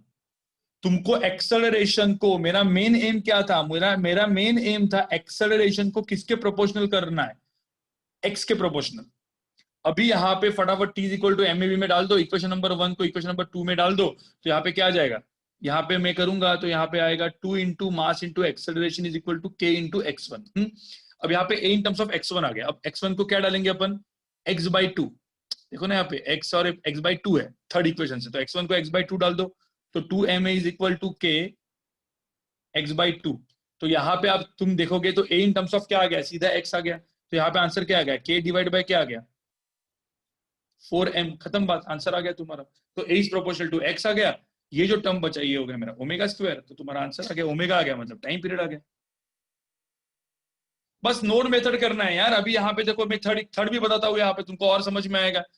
देखो वापस देखो यहाँ पे थर्ड इक्वेशन देखो क्या करना है। पहले क्या करना है, इस मास को x से नीचे करना है। अब समझ जाओ, ये ग्राउंड थोड़ा सा नीचे ले लो। अब यहाँ पे ये मास को थोड़ा सा x से मैंने डिस्प्लेस किया। कितने से डिस्प्लेस किया, देखो यहाँ पे x से। अब पंगा क्या है, यहाँ पे ये भी स्प्रिंग है, ये भी स्प्रिंग है, दोनों में मुझे पता नहीं क्या होने वाला। चलो ये स्प्रिंग का एक्सटेंशन हुआ x1, इस स्प्रिंग का एक्सटेंशन हुआ x2। तो ये x1 से खींची, ये वाली x2 से खींची, ठीक है। तो ये x1 से खींची, x2 से खींची। चलो अच्छी बात है, मैंने जो भी है वो लिख दिया है यहाँ पे, ठीक है। अब मैं पहले लिखता हूँ ना कंस्ट्रेंट इक्वेशन। इसके अंदर x2 का एक्सटेंशन आया, इसके अंदर x1 का एक्सटेंशन आया, ठीक है। इसका मतलब ये वाला एंड x1 से नीचे गया और ये वाला एंड x2 से ऊपर गया, ऐसा ही है। चलो कंस्ट्रेंट इक्वेशन, कंस्ट्रेंट किसका लिखेंगे, स्ट्रिंग का। स्ट्रिंग कितनी है, देखो यहाँ पे इतनी स्ट्रिंग है, दिख रही है आपको, ये स्ट्रिंग तो इतनी है ना, इधर स्प्रिंग है इधर भी स्प्रिंग है, स्ट्रिंग तो इतनी है। तो ये जो स्ट्रिंग जो दिख रही है ना, उसका अपन लिख लेते हैं यहाँ पे। ये मैंने स्ट्रिंग लिख दिया यहाँ पे। तो ये मैंने स्ट्रिंग को ड्रॉ कर दिया। अब ये पुली नीचे जा रही है x1 से, तो मुझे बताओ ऊपर वाले एंड कितने से नीचे जा रहे हैं, x1। मुझे बताओ ये वाला मास m कितने से नीचे जा रहा है, x से, और ये x2। खत्म बात, लिख दो यहाँ पे, आंसर आ गया तुम्हारा। ये सारे जगह पे माइनस, इधर प्लस, ये प्लस साइन डालेंगे, ये नीचे छोटा कर रहा है तो माइनस साइन डालेंगे। तो यहाँ पे आंसर क्या आ जाएगा, x minus 2x1 minus 2x, तो x equal to 2x1 plus x2। कोई दिक्कत है क्या? तो ये जो मेरा इक्वेशन हो गया, किसका इक्वेशन हो गया, ये मेरा इक्वेशन हो गया स्ट्रिंग कंस्ट्रेंट। थोड़ा सा याद कर लो भाई, इसको work done by tension method से भी लिख सकते हो, जो मैंने बताई थी आपको, ठीक है। अब ये होने के बाद सारे एफबीडीज। अब एफबीडीज कहाँ पे है मैं बताता हूँ, ठीक है। पहले तो इस स्ट्रिंग में टेंशन आएगा T और ये होएगा मास इंटू एक्सेलरेशन। तो टेंशन की वैल्यू आ जाएगी मास इंटू एक्सेलरेशन, ठीक है। तो T is equal to ma हो गया। अब मुझे बताओ इस स्प्रिंग में टेंशन कितना है, k1x1। इस स्प्रिंग में टेंशन कितना है, k2x2। कोई एक बात बता सकता है, ये स्प्रिंग और स्ट्रिंग अटैच्ड है तो टेंशन भी कितना होगा, टेंशन की वैल्यू कितनी होगी भाई, k2x2 ही होगी। यहाँ पे भाई ये स्प्रिंग एंड स्ट्रिंग अटैच्ड है ना, तो टेंशन की वैल्यू कितनी होगी, k2x2। अब मुझे बताओ ये k2x2 हो गई। और एक चीज, ये टेंशन इस केस में यहाँ पे टेंशन T है और यहाँ पे टेंशन T है, ऊपर टेंशन k1x1 है। तो 2T की वैल्यू कितनी की बराबर आएगी, k1x1। तो ये किसका एफबीडी है? पुली का एफबीडी है, ये इस ब्लॉक का एफबीडी है, और ये स्ट्रिंग का है चीज, खत्म बात। तो ये सारे जो इक्वेशन मैंने लिखे न्यूटन लॉज ऑफ मोशन से लिखे मैंने। भाई इसमें कोई भी दिक्कत है क्या? मैंने न्यूटन लॉज ऑफ मोशन से ही सारे इक्वेशंस लिखे हैं। बस अब इक्वेशन नंबर 1 2 3 और ये अपना चौथा इक्वेशन, इस इक्वेशन को जितना भी हो सके उतना फास्ट करके सॉल्व कर लो, तुम्हारा आंसर आ जाएगा। अब इस इक्वेशन को सॉल्व करने का भाई मैं एक बार करके दिखाता हूं क्योंकि मैं रिवीजन कर रहा हूं, बाद में करने का काम आपका है, ठीक है। तो यहाँ पे सब लोग देखो, पहले तो क्या करेंगे, इक्वेशन नंबर 2 और 3 को देखेंगे। 2 और 3 में क्या दिखेगा अपने को? टी यहाँ पे डाल दो, टी एंड 3 आप टी यहाँ पे डाल दो। तो यहाँ पे मैं यहाँ से सॉल्व कर लेता हूँ, 2 इंटू टी, तो 2 इंटू के 2x2 is equal to k1x1। आपको पता है अभी इतना स्पीड बढ़ाना आपका, डायरेक्ट भी लिख सकते हो यार, मुझे होता है टेंशन में k2x2 होता है, k1x1 होता है, ये सब इतना ऐसा लिखने की भी जरूरत नहीं है, जितना भी फास्ट होता है कचरा करके फटाफट लिख दो, ठीक है। अब tension is equal to mass into acceleration, तो टेंशन k2x2 था, इसमें डाल दो, तो k2x2 is equal to mass into acceleration, ठीक है। अब मुझे a इन टर्म्स ऑफ क्या चाहिए? x चाहिए मुझे। a इन टर्म्स ऑफ क्या चाहिए? क्योंकि मेरा फाइनल एम क्या है? मेरा फाइनल है a is equal to omega square x is my final. मुझे a in terms of x2 मिल रहा है, तो how to write x2 in terms of x? तो ये जो इक्वेशन मुझे मिला है ना गाइस, बस इस इक्वेशन में जुगाड़ कर लो थोड़ा सा। तो यहाँ पे जुगाड़ क्या करेंगे, अब x2 के टर्म है तो मुझे x2 को इन टर्म्स ऑफ x1 लिखना है, काम मतलब, या मुझे x1 को इन टर्म्स ऑफ x2 लिखना है, तो x1 की वैल्यू क्या आ जाएगी यहाँ पे मैं लिख देता हूँ, यहाँ पे इस इक्वेशन को देखो, थोड़ा सा जुगाड़ मार के यहाँ पे लिख देता हूँ x इज इक्वल टू, ठीक है। अब यहाँ पे ये x1 के जगह कितना आ जाएगा? 2 इंटू, देखो यहाँ पे ये चीज मैं लिख रहा हूँ, x1 के जगह मैं क्या लिखूंगा? x1 के जगह मैं लिखूंगा 2 into 2k2x2 divide by k1। कोई दिक्कत है क्या? देखो ना x1 की जगह क्या लिखा मैंने, what is x1? 2k2x2 divide by k1, जिसका मैथ्स अच्छा है ना, फटाफट समझ में आएगा आपको यहाँ पे, ठीक है। प्लस x2 हो गया, तो यहाँ पे x2 को कॉमन निकालो। आपको पता है x2 को कॉमन निकालेंगे, यहाँ पे क्या आ जाएगा? x2 को कॉमन निकालेंगे तो डायरेक्टली, जिसका जो मैथ से फटाफट बताऊं, मुझे x2 को कॉमन निकालेंगे तो क्या आ जाएगा? k1 divide by 4k2 plus k1, ऐसा कुछ आया देखो यहाँ पे, इंटू x। देखो यहाँ पे भाई x2 कॉमन निकालो, इसको मल्टीप्लाई करो, देखो यही आएगा, सिंपल। बस अब ये जो आया है गाइस, ये जो आया है इसमें डाल दो, तो तुम्हारा काम खत्म हो गया, ठीक है। तो मेरा मास इंटू एक्सेलरेशन की value I k1 k2 divide by 4k2 plus k1 into क्या? x। मास यहाँ पे लेके आओ, यही मेरा हो गया, क्या हो गया मेरा? Time period, omega square. तो टाइम पीरियड आ गया मेरा, ठीक है। तो ये जो हो गया मेरा ओमेगा स्क्वायर एक्स आ गया, मतलब मैं m को इधर लेके आऊंगा तो ये देखो, ये जो मैंने देखो इक्वेशंस लिखे, ये इक्वेशन लिखना होता है मेरा काम, ठीक है। सॉल्व करना आपका मैथ्स का काम होता है। तो ये जो है ना यार, ये हर कोई आदमी ना अपने अपने हिसाब से करेगा, ठीक है। जिसको नहीं समझ में आया कोई दिक्कत नहीं, स्क्रीनशॉट ले लो, बाद में कर लो, ठीक है। ऐसे क्वेश्चन जनरली कहाँ पे आएंगे? जेई एडवांस में आ जाएंगे, या जेई मेन के बहुत अच्छे लेवल पे आ जाएंगे। आप खुद सॉल्व कर लो, आपको मेथड समझ में आया? मेथड समझ में आया क्या पहले बताऊं? बस, तो मेथड समझ में तुम्हारा काम खत्म हो गया यार, मतलब मेथड समझ में तुम्हारा काम खत्म हो गया। एक चाहिए तो मैं बस मतलब इतना ही कर लेता हूँ, इसमें ज्यादा कुछ नहीं करता, टाइम ज्यादा गंवाना नहीं है।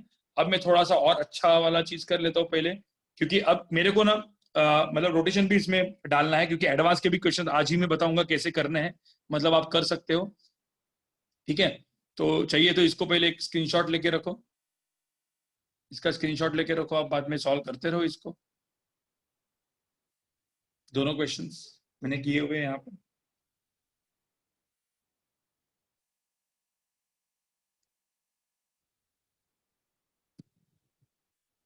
ठीक है। चलो अब वापस नीट पे आते हैं, NEET and JEE Main light, ठीक है। अब JEE Main light and JEE Main pro ऐसा बोल देंगे अपन, ठीक है। अब देखो यहाँ पे, अब नीट में, अब मैंने जो जो अभी तक जो एक्सप्रेशन यूज किया वो किया है a is equal to omega square x, magnitude लिख रहा हूं। अब सिमिलरली मेरा और एक एक्सप्रेशन आता है alpha is equal to omega square theta, ठीक है। और जैसे मैंने इसको f is equal to m a लगाया, वैसे इसको हम लगाएंगे torque is equal to I alpha. और ये टॉर्क इक्वेशन कहां कहां पे वैलिड है? About centre of mass, about axis of rotation and about instantaneous axis of rotation, ठीक है। वापस मैं स्टार्ट करूंगा नीट से, और हम जाएंगे जेई लाइट पे और जेई प्रो पे, ठीक है। अब यहाँ पे सब लोग ध्यान में देखो, अब मैं क्या करता हूँ, पहला क्वेश्चन, सबसे पहला क्वेश्चन होता है अपना सिंपल पेंडुलम। भाई कुछ है ही नहीं इसमें, ठीक है। और सिंपल पेंडुलम में क्या होता है पता है, सिंपल पेंडुलम एक बकवास वाली चीज है, ठीक है। कैसे मैं बताता हूँ, सिंपल पेंडुलम में पहले एक नॉर्मल पेंडुलम ऐसे लटका रहेगा, जिसका मास m है, लेंथ l है, अपने को पता है मास m को थोड़ा सा खींचो, ऐसा छोड़ दो, तो ऐसा ऐसा ऐसा करते रहेगा। और इसी ये जो ऑसिलेशन है उसको हम लोग SHM बोलेंगे। क्यों SHM बोलेंगे, क्योंकि यहाँ पे अपन ने प्रूव भी किया है, मतलब ये कब होता है वो भी मैं आपको बताऊंगा। जैसे मैंने मास m को यहाँ से छोटा सा ऐसे मैंने शिफ्ट किया, पहले क्या करेंगे मीन पोजिशन, तो मैंने मीन पोजिशन फाइंड आउट कर ली। अब मीन पोजिशन फाइंड आउट करने के बाद उसको मैंने थीटा से ऐसे थोड़ा सा ऐसे कर लिया और छोड़ दिया। अब ध्यान में रखना, जब छोड़ दिया तो थोड़ा सा है ना ये, मतलब सर्कुलर मोशन वाली चीज हो गई, राइट। अब सर्कुलर मोशन मतलब ये अभी देखोगे तो इवन मैंने इसको रॉड ले लिया तो ये तो पूरा रोटेशन हो गया, ठीक है। तो अपन इसको ना सॉल्व करेंगे अल्फा से, अल्फा मेथड से। अब मुझे तो इसका एफबीडी क्या क्या है, इसके एफबीडी में अपन क्या करेंगे, मास mg है, यहाँ पे टेंशन t है, तो ये तो इसका एफबीडी हो गया। अब यहाँ पे देखो ये जो है ना, ये एक्सिस ऑफ रोटेशन यहाँ से जा रहा है, तो अपन टॉर्क इक्वेशन यहाँ पे लगाएंगे। एक्सिस ऑफ रोटेशन यहाँ से जा रहा है ना, टॉर्क इक्वेशन यहाँ पे लगा दो। यहाँ पे लगाने का मतलब क्या है, इस टेंशन का, ये टेंशन तो यहाँ से ही जा रहा है, तो टेंशन का टॉर्क तो जीरो हो जाएगा। तो मैं लिखता हूँ torque about axis of rotation is equal to moment of inertia about axis of rotation into alpha, ठीक है। ये इक्वेशन लग सकता है। Torque equation about axis of rotation क्या होता है यहाँ पे, mg एंड mg का यहाँ से परपेंडिकुलर डिस्टेंस, तो मैं यहाँ पे ना mg का परपेंडिकुलर डिस्टेंस मेजर करने जाऊं तो कुछ इस तरीके से आएगा। देखो यहाँ पे सपोज इसका लेंथ l है, तो ये एंगल थीटा है, तो ये चीज क्या हो जाएगी, l क्या हो जाएगी, साइन थीटा। mg का परपेंडिकुलर कंपोनेंट ना गाइस, नहीं सॉरी, mg से उस पॉइंट से परपेंडिकुलर ड्रॉ करो तो l साइन थीटा हो जाएगा। तो mg का ये कंपोनेंट क्या हो जाएगा, mg इंटू क्या हो जाएगा, l sine theta is equal to क्या हो जाएगा। अब यहाँ पे अब एक ही मास से छोटा सा पॉइंट मास से घूम रहा है ऐसे ऐसे ऐसे ऐसे, तो ये मेरा मतलब इसका रेडियस हो गया वो m इंटू आर स्क्वायर, तो directly m into L square कर लो, काम खत्म हो गया, इंटू अल्फा कर लो। तो अब यहाँ पे देखो ना, यहाँ पे मास एंड मास कट हो जाएगा, एल और एल भी कट हो जाएगा। अल्फा की वैल्यू किसके बराबर आई, जी बाय एल साइन थीटा के बराबर आई। मुझे तो अल्फा प्रोपोर्शनल टू थीटा है क्या यहाँ पे, नहीं है। तो ये बेसिकली मतलब थीटा सपोज बड़ा होगा ना, इफ थीटा इज बिग, तो ध्यान में रखना this is not simple harmonic motion. Simple harmonic motion के लिए होना चाहिए, ये बिग होगा तो ये चीज क्या हो जाएगी, नॉर्मल ऑसिलेशन, ये नॉर्मल ऑसिलेशन हो जाएगा इफ इट इज बिग, ठीक है।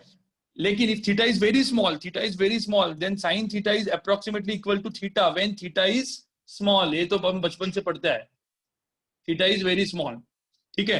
तो अब यहाँ पे थीटा बहुत ही छोटा है, तो साइन थीटा की वैल्यू कितनी के बराबर आएगी, थीटा के बराबर आ जाएगी, तो थीटा यहाँ पे लिख दो, ठीक है। तो यहाँ पे मेरा अल्फा आ जाएगा जी बाय एल इंटू थीटा आ जाएगा।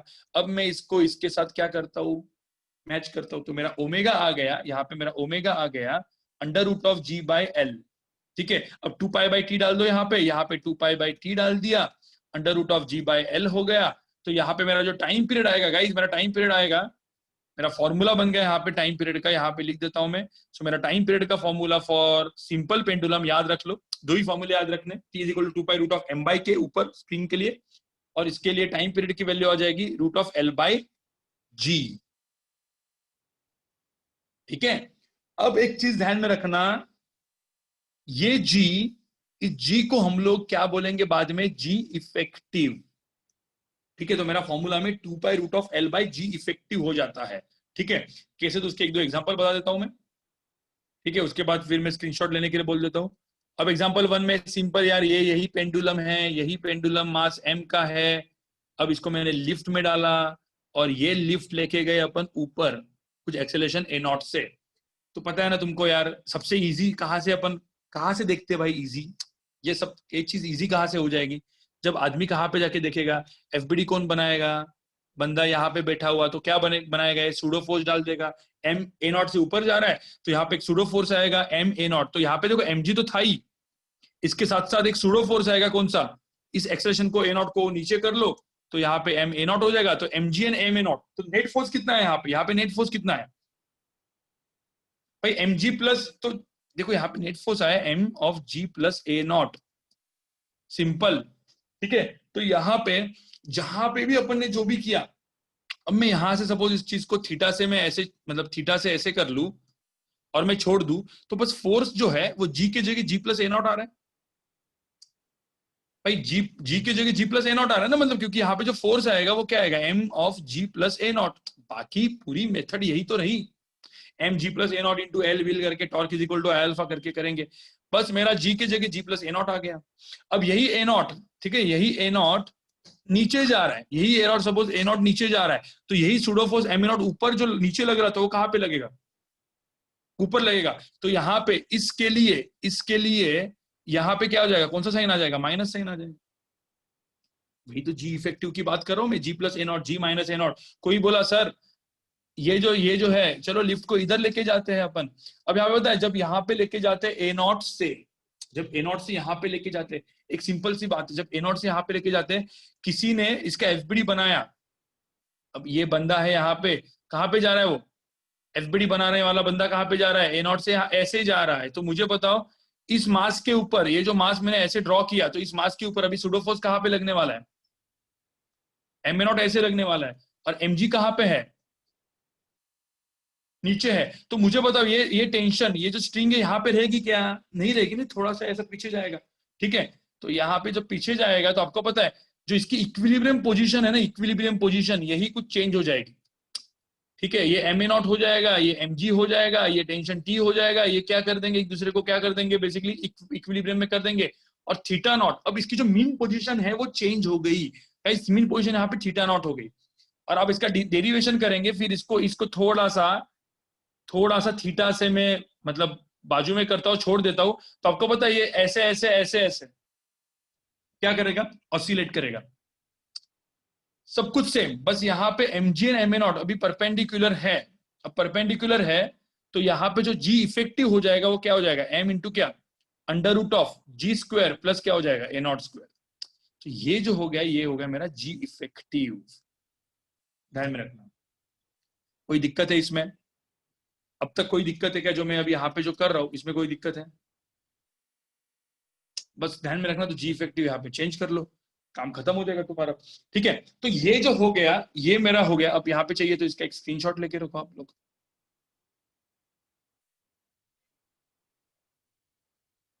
ठीक है, एक स्क्रीनशॉट लेके रखो यहाँ पे।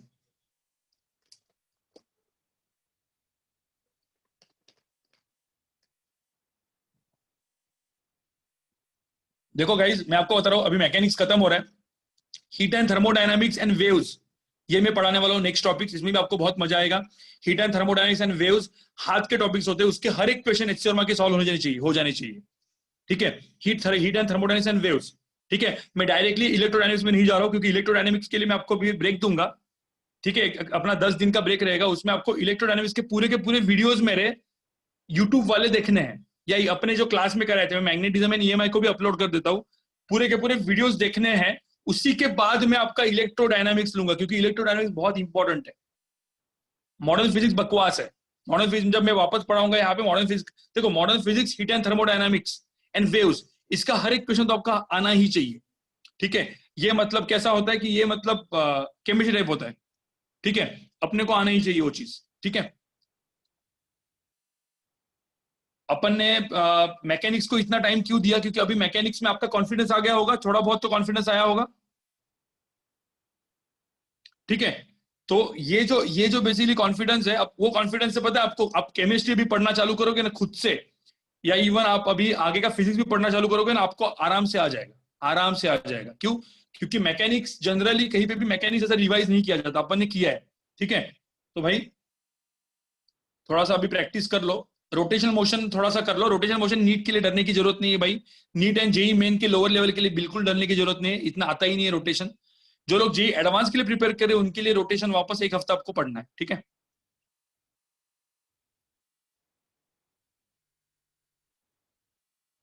चलो आगे पढ़ते हैं, आगे पढ़ते हैं। अब यहाँ पे मैंने आपको कर दिया, मैंने क्या बोल दिया आपको, सिंपल पेंडुलम, ठीक है। अब सिंपल पेंडुलम के बाद ना एक थोड़ा सा और पेंडुलम आता है, जहां पे लेट्स से मैंने सेम मेथड से होता है, सेम मेथड से होता है, ठीक है। अब ये थोड़ा सा अच्छा लेवल हो गया। लेट्स से मैंने यहाँ पे देखो, मैं दो एग्जांपल दे रहा हूँ, सेम मेथड अपने को लगानी है, ठीक है। अब यहाँ पे मैंने क्या किया, एक जगह पे मैंने यहाँ पे लगाई ये रिंग, ये है रिंग, मास m की है और रेडियस r की, और यहाँ पे लगाया मैंने यहाँ पे मास m का और लेंथ l का, रिजिड बॉडी। अब ये रिजिड बॉडी को मैंने क्या कर दिया, देखो यहाँ पे इस रिजिड बॉडी को, एक रिजिड बॉडी है जिसको मैंने ऐसे किया और ऐसे इसको किया और छोड़ दिया, तो क्या करेगी, ऐसे ऐसे करेगी, ऑसिलेट करेगी। सिंपल सी बात है, ऑसिलेट करेगी। तो मैंने क्या कर दिया, पहले क्या करने का, मीन पोजीशन फाइंड आउट करके, मीन पोजीशन के बाद मैं क्या करूंगा, इसको मैं लेके जाऊंगा यहाँ पे, थोड़ा थीटा में घुमाया। भाई पहले मीन पोजीशन फाइंड आउट करो, अपना सेम मेथड, पहले मीन पोजीशन फिर एंगल थीटा से थोड़ा सा घुमाओ, ठीक है। मतलब जो एक्स से करते थे, एक्स से डिस्प्लेस करते थे, वो थीटा पे घुमाओ, और फिर अल्फा, देखो अपना फाइनल इक्वेशन क्या है, alpha is equal to omega square theta के फॉर्म में आना चाहिए, ठीक है, एक्सेलरेशन, ठीक है। तो अब यहाँ पे मैं क्या करूंगा, यहाँ पे मैं mg ऐसे होगा, ठीक है। अब तुम लोगों को पता है इसकी लेंथ l होती है यहाँ पे। अब यहाँ पे एक्सिस ऑफ रोटेशन कहाँ पे है, एक्सिस ऑफ रोटेशन ये है, ठीक है। अब यहाँ पे mg का, अब तुमको पता है भाई ये जो डिस्टेंस है ना, mg का यहाँ पे टॉर्क लेना पड़ेगा अपने को। गाइस देखो यहाँ पे अलग अलग हिंज फोर्सेस होंगे, n1 होंगे या ny, nx, कुछ काम है क्या उसका, इन सबका nx, ny, mg। यहाँ पे अपन इक्वेशन जब लगाएंगे तो torque about axis of rotation is equal to moment of inertia about axis of rotation into alpha, जिसमें nx एंड ny का यहाँ पे क्या हो जाएगा, यहाँ पे चीज क्या हो जाएगी, nx एंड ny का क्या हो जाएगा, कैंसिल हो जाएगा। अब nx एंड ny यहाँ पे सपोज कैंसिल हो गया, तो आपको पता है mg का, अब मैं यहाँ पे mg लगा देता हूं, तो mg का ये जो होगा, mg का ये यहाँ से ये जो डिस्टेंस है ये कितना है, देखो यहाँ पे ये चीज जो है वो l/2 है, ठीक है, ये l/2 है, ये एंगल थीटा है। तो आपको पता है ये चीज क्या हो जाएगी, l/2 क्या हो जाएगी, साइन थीटा, काम खत्म।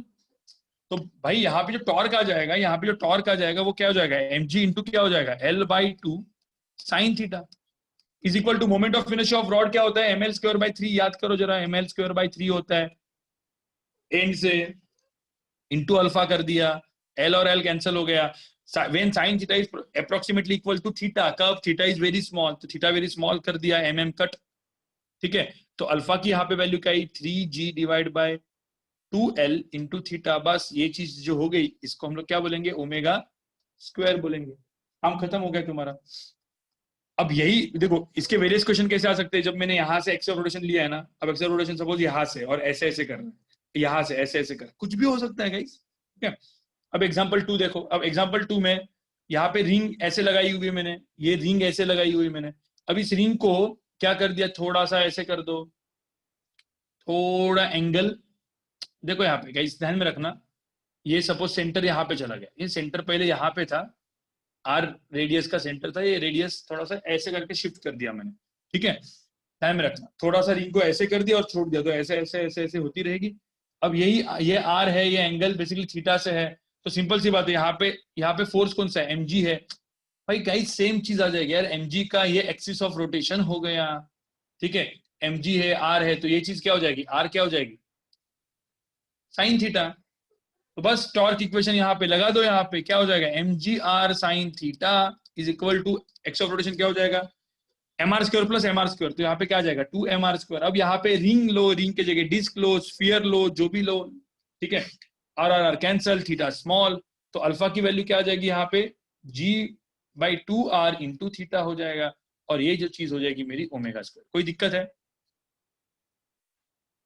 ये जो मैं यहाँ पे लिख देता हूँ इस चीज को ओमेगा स्क्वायर लिख के मेरा आंसर आ जाएगा, ठीक है, ओमेगा आ गया, तुम्हारा आंसर खत्म हो गया, ठीक है। तो ये था मेरा अलग अलग टाइप का क्या, मतलब यहां तक मैंने जो बताया वो जेई मेन, थोड़ा सा जेई मेन का अच्छा लेवल प्लस नीट वाला लेवल पड़ा है। अब थोड़ा सा मैं जेई एडवांस का क्वेश्चन कराता हूँ गाइस, थोड़ा सा जेई एडवांस का इसके ऊपर का क्वेश्चन कैसे आ सकता है, ठीक है। So let's talk about JEE advance के कुछ क्वेश्चन। अब जेई एडवांस में क्या होता है ना, कॉम्बिनेशन में क्वेश्चन पूछे जाते हैं, कॉम्बिनेशन में बहुत सारे अलग अलग क्वेश्चन, ठीक है। स्प्रिंग एंड इसी के ऊपर, मैं पहले स्प्रिंग एंड इसी के ऊपर के क्वेश्चन देता हूँ, ठीक है। और फिर गाइस मैं कुछ कुछ चीजें और बताने वाला हूं आपको, ठीक है, वो भी आपको सुनना है। मैं हर एक टाइप का क्वेश्चन यहाँ पे बताने वाला हूं। पहले अभी स्प्रिंग मास सिस्टम के ऊपर के क्वेश्चन लेते हैं, ठीक है। और स्प्रिंग मास सिस्टम के ऊपर ना कभी कभी ऐसा वाला क्वेश्चन आ जाता है, ये एडवांस वाला अच्छा क्वेश्चन है, ठीक है। लेट्स से मैंने क्या किया, ठीक है, मैंने यहाँ पे 2 एग्जाम्पल देता हूँ। एग्जाम्पल 1,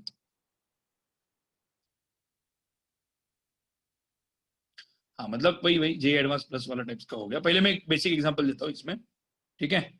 अब जैसे मैंने यहाँ पे दिया डिस्क, अब यहाँ पे देखो ये डिस्क है, अब ये डिस्क में यहाँ पे सेंटर पे ऐसे लगाया, और मैंने डिस्क का रेडियस दिया मास, और मतलब सॉरी मास दिया है एम, रेडियस दिया आर, ठीक है, स्प्रिंग कांस्टेंट के दिया। अब मैंने क्या किया, इस डिस्क को थोड़ा सा ऐसे ऐसे खींचा और छोड़ दिया, तो डिस्क क्या करेगी, क्या करेगी, ऐसे जम करेगी। अब यहाँ पे बोला है, कंडीशन दिया है कि दिस इज रोल, तो ये होती है रोलिंग होती है इसमें। अब ध्यान में रखना, इस ऐसे क्वेश्चन को सॉल्व करने के ना बहुत तरीके होते हैं, मैंने आपको ना एनर्जी मेथड नहीं बताया। So there are basically 3 methods. एक होता है एफ इज इक्वल, मतलब a is equal to omega square x, alpha is equal to omega square theta, और मैंने इवन मेरे नॉर्मल वीडियोस में, एसएसएम के वीडियोस में मैंने एनर्जी मेथड भी बताया। लेकिन एनर्जी मेथड जो है यार सब्जेक्ट काम में नहीं आता, ठीक है। अब मैं यहाँ पे बताता हूँ, क्योंकि कभी कभी एनर्जी मेथड से ना क्या है, क्वेश्चन खाली फुकट बड़ा बन जाता है, ठीक है। तो अब रोलिंग का जो केस है, देखो यहाँ पे रोलिंग का केस मैं आपको यहाँ पे लेता हूँ। अब मैंने इसको थोड़ा सा ऐसा शिफ्ट किया, अब शिफ्ट करने के बाद क्या हुआ बताओ, जैसे मैंने शिफ्ट किया ये कुछ ना कुछ यहाँ पे चला गया, थोड़ा सा शिफ्ट किया, देखो ये रोलिंग है, रोलिंग है, मैं एकदम थोड़ा सा शिफ्ट किया है, जैसे मैंने एक्स डिस्टेंस से शिफ्ट किया, तो ये जो बेसिकली है कुछ इस तरीके से बन गया, देखो यहाँ पे, मतलब मेरा डिस्क थोड़ा सा ऐसे हो गया, एक्स डिस्टेंस मैंने शिफ्ट किया उसको, सेंटर को, सेंटर ऑफ मास है अभी लेना है अपने को, centre of mass, guys centre of मास का एक्स डिस्प्लेसमेंट लेना होता है, ठीक है। अब इसके ऊपर जो फोर्स आएगा, इसके ऊपर जो फोर्स आएगा, वो फोर्स कौन सा आएगा बताओ मुझे, इसके ऊपर एक फोर्स आएगा के एक्स, मैं यहाँ पे लिख दिया के एक्स। आपको पता है नीचे कौन सा, नीचे एक फोर्स होता है, कौन सा, फ्रिक्शन, याद है, क्योंकि रोलिंग फ्रिक्शन होता है, पर रोलिंग फ्रिक्शन इज अननोन, ठीक है। और इसका मैंने एक्सेलरेशन लिया a, acceleration of centre of mass is a, तो एक्सेलरेशन मैंने लिया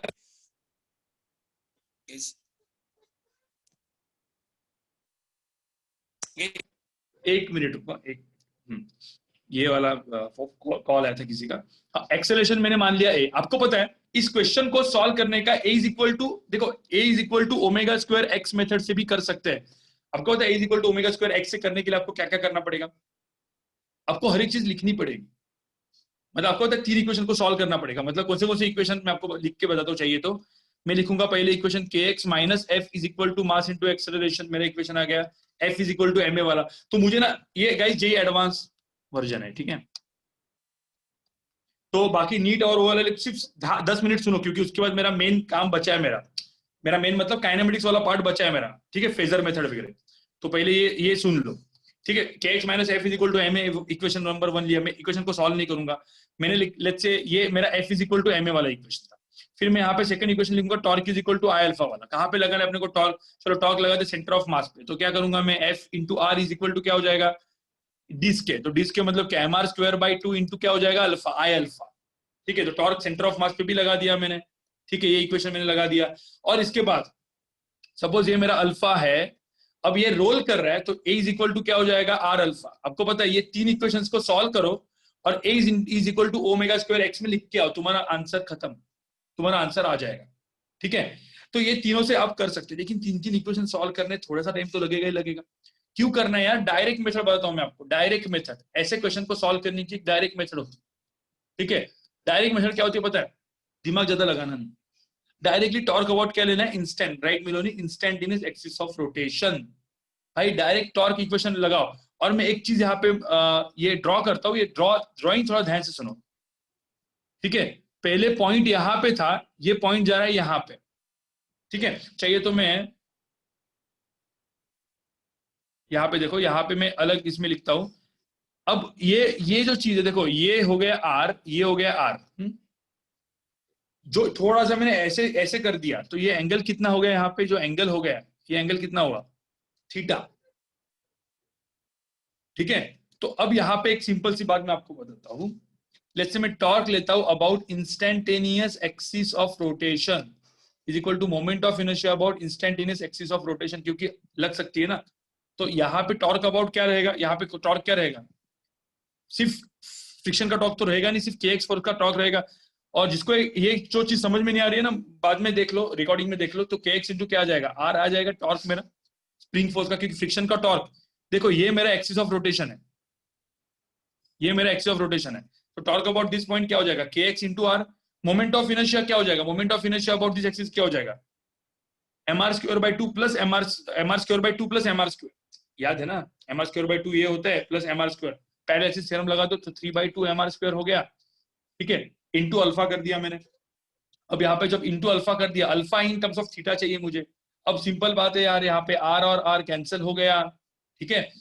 अब एक और चीज मुझे बताओ, ये जो डिस्टेंस था, ये डिस्टेंस मेरा कितना था, एक्स था। तो यहाँ पे मुझे देख के बताओ एक्स की वैल्यू किसके बराबर लिख सकते हैं अपन, आर थीटा ना, क्योंकि थीटा इज वेरी स्मॉल, मतलब छोटा सा करके मैंने छोड़ दिया। तो x equal to r theta कर देते हैं, तो के इज इक्वल टू क्या हो जाएगा, x equal to r into theta कर दिया। तो यहाँ पे हो जाएगा मेरा 3/2 एम आर इंटू अल्फा। अब यहाँ पे आर और आर भी कैंसिल हो गया, ठीक है। तो अल्फा जो है मेरा, अल्फा देखो क्या आ गया भाई, अल्फा आ गया मेरा 2k/3m इंटू थीटा। आपको पता है, और यही चीज ओमेगा स्क्वायर है। आप यहां से भी कैलकुलेट करके देखो, आंसर सेम आने वाला है। इसको सॉल्व करके देखो, आपका आंसर सेम आने वाला है। इवन मैंने अपने वीडियो में, एचएम की वीडियो में मैंने एनर्जी मेथड से भी इसको सॉल्व किया। अब देखो एनर्जी मेथड से भी मैंने सॉल्व किया, एनर्जी मेथड से भी आंसर भाई सेम ही आएगा। क्यों करना है आपने को, ये इससे कर लो ना सीधा, ठीक है। तब इसके ऊपर का जो एग्जाम्पल होता है, मतलब अलग अलग एग्जाम्पल पूछे जाते हैं जनरली। जैसे कि मैंने मतलब ये एग्जाम्पल भी आपको कॉमन दिखेगा बहुत सारी जगह पे। जैसे यहाँ पे जैसे एक डिस्क दी हुई है, या स्फीयर दिया है, या सिलेंडर दिया है, जो भी आपको लेना है, ठीक है। यहाँ पे एक ऐसे स्प्रिंग लगाई हुई है ऊपर, यहाँ पे ऐसे एक स्प्रिंग लगाई हुई है ऊपर। जैसे इसका स्प्रिंग कांस्टेंट है के, इसका स्प्रिंग कांस्टेंट है 2k, और ये है डिस्क। अब मैंने इसको क्या किया, थोड़ा सा ऐसा खींचा और ऐसा छोड़ दिया, तो क्या हो जाएगा यहाँ पे, ऐसा ऐसा ऐसा ऐसा होते रहेगा। अब एकदम सिंपल यार, सेम चीज यार, क्या करना है इसको, इस मेथड से करते हैं, सेकंड मेथड से करते हैं। यहां से मैंने x को यहाँ पे लेके गए, छोटा सा मैं यहाँ पे देखता हूँ, यहाँ पे ये छोटा सा मैंने x यहाँ पे लेके गया। मैं यहाँ पे ड्रॉ करता हूँ, चाहिए तो मैं मतलब इसी कलर में ड्रॉ करता हूँ। पहले सेंटर ऐसे था, ये यहाँ पे आ गया, ठीक है। अब मुझे बताओ, ये जो ऊपर वाला स्प्रिंग है, मुझे बताओ ये x से गया, तो कभी एक चीज ध्यान में रखना, ऊपर वाला कितने से जाएगा, ऊपर वाला x से जाएगा क्या भाई। रोलिंग में सपोज मुझे, मैंने क्या बोला, ये रोलिंग हो रही है गाइस, ये रोलिंग है, this is rolling, this is rolling, ठीक है। तो एक्स से नहीं जाने वाला है गाइस। अब एक बात बताओ मुझे, जो भी एडवांस वाले पढ़ रहे हैं यहाँ पे, तो मुझे बताओ, नीट वालों को थोड़ी देर और, थोड़ी टाइम और रुकना है, एक 5 मिनट और रुको, फिर अपन चालू करते हैं अपना वो वाला क्वेश्चन। ये एक्स से जाता है ना, ये रोलिंग होता है, तो ये 2x से जाता है। अब देख लो, चेक कर लो भाई, रोलिंग में ये वेलोसिटी v होगी, ये ओमेगा होगा। तो आपको पता है इधर क्या होता है, v is equal to omega r. ये v is equal to omega r होता है, नीचे वाला पॉइंट तो 0 होता है, ऊपर वाले पॉइंट में v भी ऊपर है, ओमेगा आर भी आगे ही है। तो v प्लस ओमेगा आर क्या हो गया, 2v। तो ये स्पीड v होगा, तो इसका स्पीड कितना हो जाता है, इसका स्पीड कितना हो जाता है 2v। या आपको इवन, आपको सपोज इसको ना प्रूव करना है, तो मैं आपको एक चीज बताता हूँ।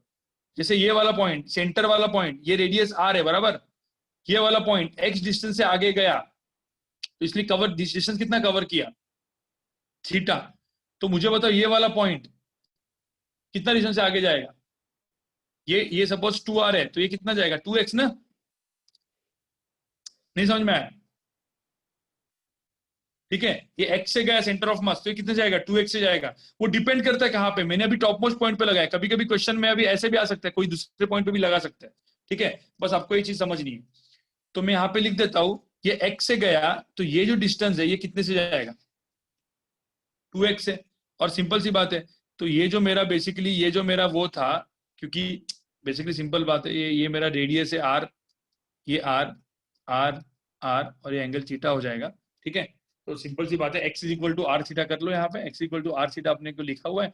तो 2x इज इक्वल टू क्या आ जाएगा 2r थीटा। तो मुझे पता है कि ये जो डिस्टेंस है 2x है। तो अब मुझे तो सारे फोर्सेस को मैं ड्रॉ करता हूँ। तो ऊपर में 2x इंटू 2k एक फोर्स आएगा इधर, और ये आएगा k इंटू 2x। तो कितना टोटल फोर्स आ गया, ऊपर फोर्स कितना आ गया, इस स्प्रिंग का फोर्स कितना है 2k इंटू 2x। और इस स्प्रिंग का फोर्स कितना है k इंटू 2x। तो कितना फोर्स टोटल आया 6kx। गाइस ध्यान में रखना, ऊपर फोर्स कितना आएगा 6kx, राइट। तो यहाँ पे ऊपर फोर्स आएगा 6kx इधर, ठीक है। तो 6kx फोर्स आएगा यहाँ पे। Torque about axis of rotation, तो यहाँ पे torque about instantaneous moment of inertia about instantaneous axis of rotation into alpha हो जाएगा। Torque about axis of rotation क्या आएगा 6kx इंटू क्या हो जाएगा 2r। कोई दिक्कत है, is equal to moment of inertia क्या हो जाएगा यहाँ पे 3/2 mr। पार्थ तुझे कुछ डाउट है, 3/2 mr स्क्वायर आ जाएगा अल्फा, तो alpha is equal to alpha. अब x की जगह यहाँ पे क्या डाल दो, आर थीटा डाल दो, यहाँ पे काम खत्म हो गया तुम्हारा। x की जगह आर थीटा डाल दो, तुम्हारा जो भी आएगा वो आंसर आ जाएगा। बस ये मेरा इस टाइप का क्वेश्चन भी सॉल्व हो गया। अब आपको पता है बहुत सारे अलग अलग टाइप के क्वेश्चन इसी के टाइम पे आते हैं, वो आप कर सकते हो गाइज। ये एडवांस वालों के लिए है सारे क्वेश्चंस, कि मैंने सपोज यहाँ पे एक ऐसा कुछ चीज लगाया, यहाँ पे मैंने एक स्प्रिंग लगाया, यहाँ पे मैंने एक स्प्रिंग लगाया, सब टॉर्क इज इक्वल टू और वो सब थीटा इज इक्वल टू उससे ही करने हैं। अब ऐसा खींचा तो ऐसा ऐसा ऐसा ऐसा होते रहेगा। बस torque about axis of rotation लगा दो इसमें और काम खत्म कर लो भाई। कुछ क्यों फर्क, क्यों कुछ करना ही नहीं तुमको, ठीक है। तो काम तुम्हारा खत्म हो गया। तो एग्जाम्पल 1, एग्जाम्पल 2, एग्जाम्पल 3 हो गया। चाहिए तो इसका एक स्क्रीनशॉट लेके रखो। और एडवांस वाले लोग की बात कर रहा हूं मैं, ये सारे क्वेश्चंस आप सॉल्व करने की कोशिश कर लो खुद से, ठीक है।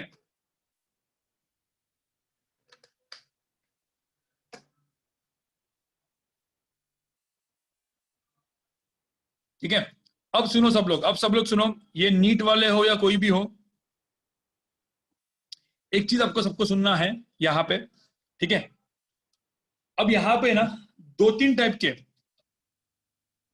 अभी देखो ये टाइप के क्वेश्चन क्लियर है। अब आपको पता है जब आप ग्रेविटेशन में जाते हो, ठीक है, या आप इलेक्ट्रोस्टैटिक्स में जाते हो, या आप मैग्नेटिज्म में जाते हो, इसमें भी ऐसी टाइप के क्वेश्चन आएंगे। इलेक्ट्रो जाओ, ग्रेविटेशन जाओ या मैग्नेटिज्म जाओ, ठीक है। अब ग्रेविटेशन का थोड़ा सा आपको फॉर्मूला याद होगा, आपको मैंने एक चीज बताई थी। मैंने एक ग्रेविटेशन में एक टनल मतलब टनल जो है वो डिग के ऐसे, ये मेरा टनल है और ये मेरा सेंटर है, ठीक है। हाँ, ये क्वेश्चन एकदम कॉमन क्वेश्चन है, मास m ए रेडियस r है, ठीक है। आपको पता है ये डिस्टेंस मैंने d दिया, ये डिस्टेंस d है। d डिस्टेंस से सेंटर से बेसिकली एक टनल को मैंने वो किया और इसके अंदर मैंने एक मास को छोड़ा, इसके अंदर एक मैंने मास को छोड़ा। आपको पता है मास क्या करेगा, जो ग्रेविटेशनल फोर्स ऑफ अट्रैक्शन आएगा, आपको पता है इसमें जो मास आएगा, ये मास क्या करेगा, ऐसे ऐसे ऐसे ऐसे करके क्या करेगा, ऑसिलेट करेगा। आपको क्या करना है, ये डिस्टेंस x मानना है, ठीक है। ये डिस्टेंस मैंने x मान लिया। इस क्वेश्चन को, एक मिनट गाइस, सॉरी, इस क्वेश्चन को आपको सॉल्व करना है, इस क्वेश्चन को आपको सॉल्व करना है। मैं बोल रहा हूं कि ये मेरा मीन पोजीशन है, इसका पहले मीन पोजीशन ढूंढना, फाइंड आउट करना है। मीन पोजीशन ये है, आपको पता है क्या करना है। इसके ऊपर एक फोर्स आएगा कुछ इस तरीके से, जो फोर्स की वैल्यू आएगी कितनी, GMM डिवाइड बाय क्या, आर स्क्वायर। भाई ये आर स्क्वायर है ना, मतलब ये डिस्टेंस मैंने आर मान लिया, स्मॉल आर, ठीक है। अब सिंपल सी बात है, आप पता है इस क्वेश्चन को ना आप खुद से सॉल्व करो। इस फोर्स का ये वाला कंपोनेंट लो, सपोज मैंने एंगल थीटा लिया, ये वाला थीटा लिया, ठीक है। सॉल्यूशन मेरे को मैसेज कर लो, मुझे इसके बोलना है कि इसका टाइम पीरियड बताओ क्या होगा। इसका टाइम पीरियड मतलब मास आगे पीछे जाएगा, टाइम पीरियड क्या होगा, कुछ नहीं यार, एफबीडी बनाओ, इक्वेशन लिखो, ए इज इक्वल टू क्या लिखना है, ओमेगा स्क्वायर एक्स। मैंने आपको लिख दिया, एक्स यहाँ पे है, तो सारे फोर्सेस भी इसी एक्सिस के अलोंग लेना है, सारे फोर्सेस इसी के एक्सिस के अलोंग लेना है। एफ का cos theta component, r cos theta. आप खुद से करो, ये क्वेश्चन को सॉल्व करो, सेम टाइप का क्वेश्चन है। इलेक्ट्रोस्टैटिक्स में भी ऐसे क्वेश्चन आते हैं यार। इलेक्ट्रोस्टैटिक्स में भी सपोज ऐसा पकड़ लो, एक रिंग दिया हुआ है, तो इसमें रिंग के अंदर चार्ज क्यू है, इसका रेडियस आर है, ठीक है। अब इस एक्सिस के ऊपर मैंने क्या किया, इसके एग्जैक्टली सेंटर पे एक छोटा सा माइनस क्यू चार्ज रखा है। अब इस माइनस क्यू चार्ज को मैं एक्स डिस्टेंस पे लेके गया, थोड़ा सा मैं इसको घुमा के यहाँ पे लेके गया और यहाँ से छोड़ दिया, तो क्या होगा, क्या होगा यहाँ पे, ये ऐसे जाते रहेगा, ऐसे जाके क्या करेगा, ऑस्किलेट करेगा, खींचेगा ना यार इलेक्ट्रोस्टैटिक इलेक्ट्रिक फील्ड, और ये क्या करेगा, ऐसे जम करेगा। तो इसका भी टाइम पीरियड ढूंढना है, निकालो। सेम चीज यार, मतलब जो अभी मैंने बताया ना, सेम चीज। अब आपका मैकेनिक्स हो चुका है ना, बस अब फोर्स के इक्वेशंस यहाँ पे लिखने और काम खत्म करना है, ठीक है। इवन मैग्नेटिज्म में भी मैं आपको बोलता था, मैग्नेटिज्म में भी यहाँ पे क्या क्या होता था पता है, ऐसे 2 वायर होते थे, इनफाइनाइट वायर रखे हुए रहते हैं, ऐसे इनफाइनाइट वायर रखे हुए रहते हैं। देखो कैसे, मतलब देखो हर एक चीज जो होती है वो कैसे आती है, मतलब किस तरीके से आती है सब। यहाँ पे ये 2 वायर है, में अंदर करंट है I1, इसके सेंटर में एक छोटा सा वायर, ये मतलब एक वायर ऐसा रखा हुआ है, ठीक है, और इसमें करंट गया सपोज I2, ठीक है। अब अब क्या हुआ, सॉरी, ये I2 का डायरेक्शन अपोजिट कर लेते हैं। अब मैंने क्या किया, एग्जैक्टली एकदम बीच में रखा है। अब इस वायर को मैंने थोड़ा सा हिलाया और छोड़ दिया, पता है, इसको वायर को थोड़ा सा मैं हिलाता हूँ और छोड़ देता हूँ, तो पता है ये भी क्या करेगा, ऐसे जम करेगा। तो इसका भी टाइम पीरियड पूछा हुआ है। तो लेकिन इसके लिए क्या है ना, आपको ये फटाफट ग्रेविटेशन, इलेक्ट्रो एंड मैग्नेटिज्म के कंसेप्ट भी दिमाग में आने चाहिए, ठीक है, इस टाइप के क्वेश्चन को सॉल्व करने के लिए।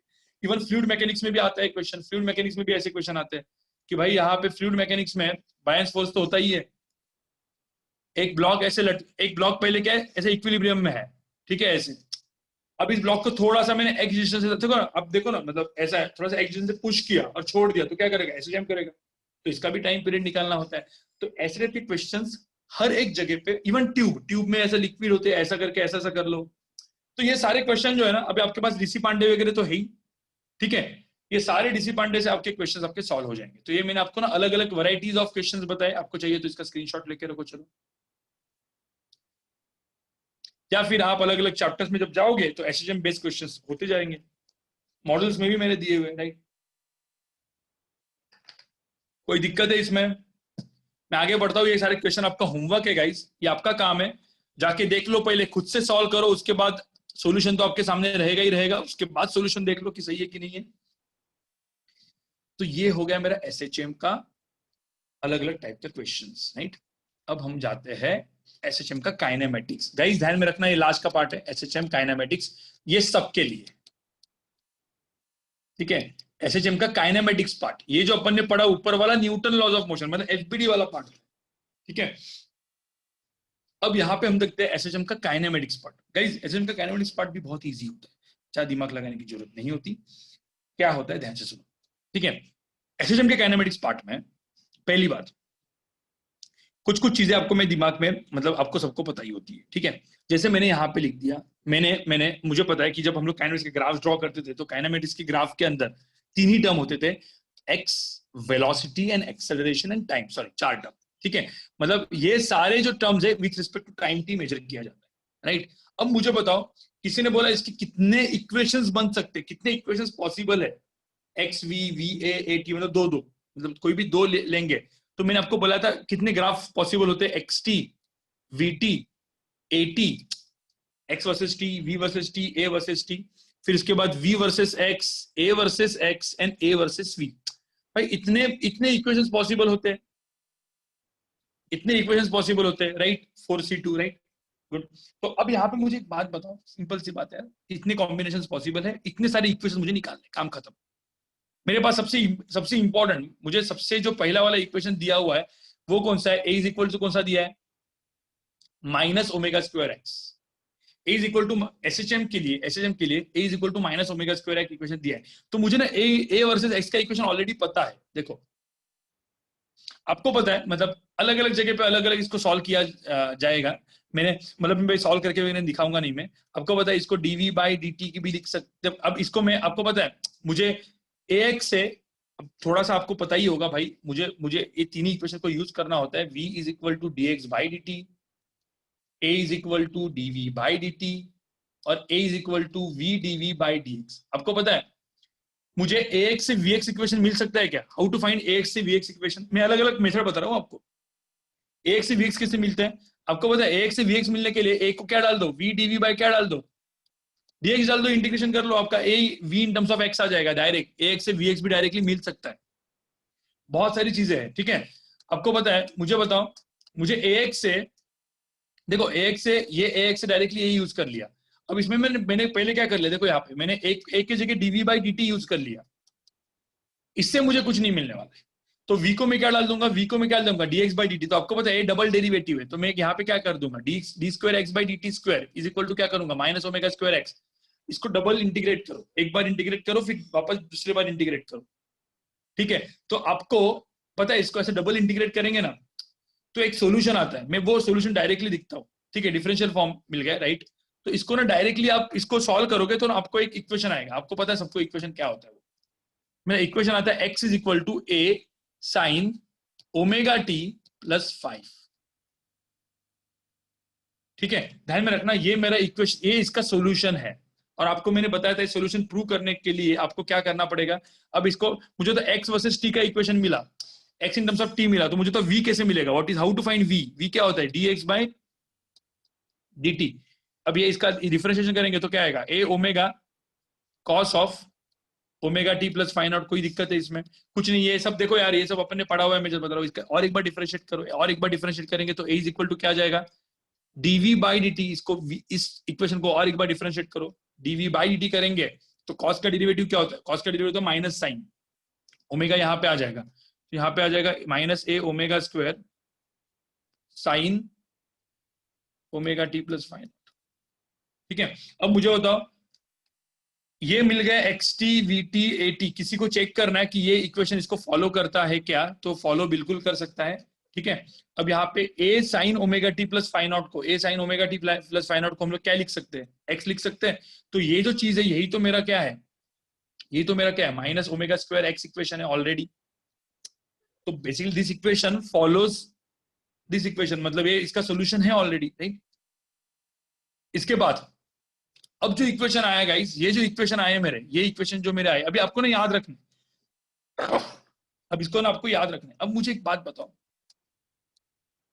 इस इक्वेशन को डेरिवेटिव, अब ये तो क्या हो गया, एक्स टी आ गया, वी टी आ गया, ए टी आ गया, कौन सा इक्वेशन बताया बताओ मुझे, ए एक्स भी आ गया, वी एक्स बचा है, इन ए वी बचा है। कैसे करोगे v x and a v, v x and a v कैसे करोगे भाई, याद करो यार, sine square theta plus cos square theta, याद है कि नहीं है, इज इक्वल टू 1। यहाँ पे ये साइन थीटा है, ये कॉस थीटा है, तो sine square theta plus cos square theta identity याद है। तो sine square let's say alpha लेते हैं, sine square alpha plus cos square alpha is equal to 1। तो अपन क्या करेंगे यहाँ पे एक्स बाय ए चाहिए, तो x by a the whole square plus क्या v by a omega the whole square is equal to क्या हो जाएगा 1। आ गया ना इक्वेशन आइडेंटिटी से, तो इससे v आ गया। नहीं समझ में मैंने क्या लिखा है, ये साइन है, ये चीज है साइन स्क्वायर अल्फा प्लस यहाँ पे क्या है cos square alpha equal to 1।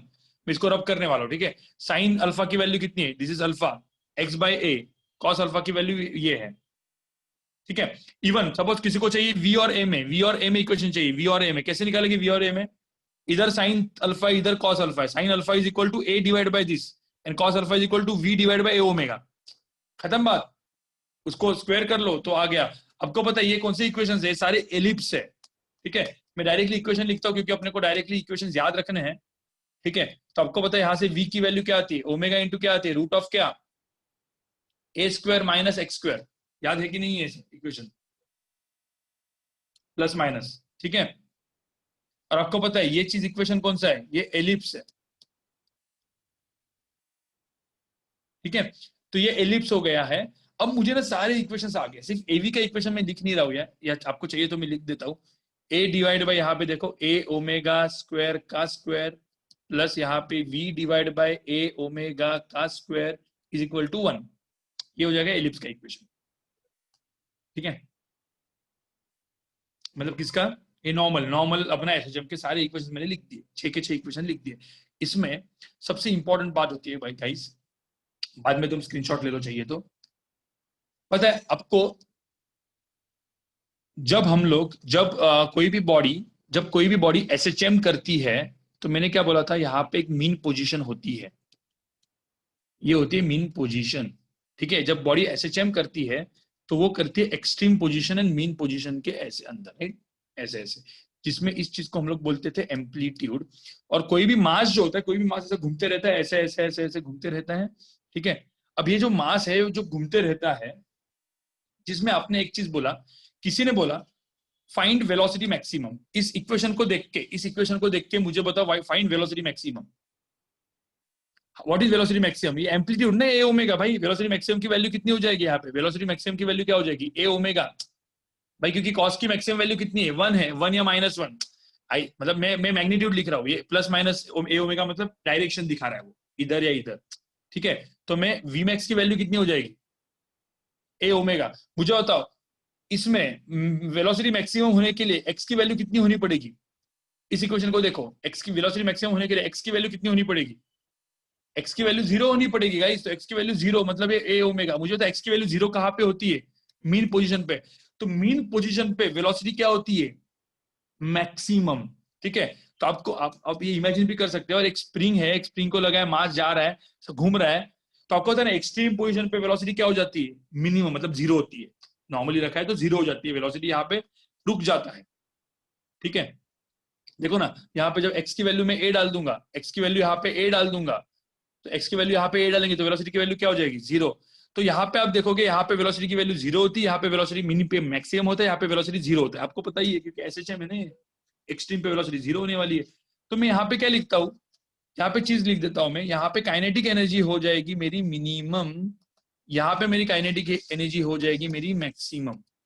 Similarly यहाँ पे भी काइनेटिक एनर्जी क्या हो जाएगी मेरी मिनिमम। ठीक है, तो दोनों एक्सट्रीम पोजीशन पे काइनेटिक एनर्जी मैक्सिमम मिनिमम हो जाएगी, अंदर मैक्सिमम हो जाएगी, और उसकी वैल्यू मुझे पता है क्या है। एक्सेलरेशन की मैक्सिमम वैल्यू कितनी है? What is maximum value of acceleration? Magnitude a into omega square. और मुझे होता है मैक्सिमम एक्सेलरेशन है कहाँ पे, मैक्सिमम एक्सेलरेशन होगा कहाँ पे, ए मैक्स लिखता हूं मैं, ए ओमेगा स्क्वायर। मुझे होता है मैक्सिमम एक्सेलरेशन कहाँ पे होगा, ए मैक्स कहाँ पे होगा, जब x की वैल्यू क्या हो जाएगी a, और इसकी वैल्यू क्या हो जाएगी ओमेगा स्क्वायर इंटू ए, में मैग्नीट्यूड लिख रहा हूं। ठीक है, तो एक्सट्रीम पे एक्सेलरेशन मैक्सिमम होता है, तो यहाँ पे ध्यान में रखना, यहाँ पे वेलोसिटी मैक्सिमम होती है, और यहाँ पे दोनों जगह पे एक्सेलरेशन मैक्सिमम होता है, मैग्नीट्यूड, ध्यान में रखना। ठीक है, तो ये चीज बहुत ही इंपॉर्टेंट है। अब ध्यान में एक चीज रखनी है, आप लोग को पता है जब कोई भी चीज जब ऑसिलेट करती है, ऑसिलेट करती है मतलब क्या पता है आपको, एनर्जी कंजर्व होता है। कोई भी यहाँ पे फ्रिक्शन फोर्स है क्या, कोई भी यहाँ पे फ्रिक्शनल फोर्स है क्या, नहीं है। तो ध्यान में रखना एसएचएम में कभी भी क्या चीज होती है, एसएचएम जब कोई भी बॉडी करती है ना, तो एसएचएम में कभी भी मैकेनिकल एनर्जी कंजर्व होती है। मैकेनिकल एनर्जी कंजर्व मतलब क्या, kinetic energy plus potential energy is always, which is mechanical energy and which is always constant. Why constant? Because there is no non-conservative force on the body, so energy conserve होगा। तो जब kinetic energy minimum होगी तो potential energy यहाँ पे क्या हो जाएगी, मैक्सिमम हो जाएगी। यहाँ पे पोटेंशियल एनर्जी क्या हो जाएगी, मिनिमम हो जाएगी। ठीक है, और यहाँ पे पोटेंशियल एनर्जी क्या हो जाएगी, मैक्सिमम हो जाएगी।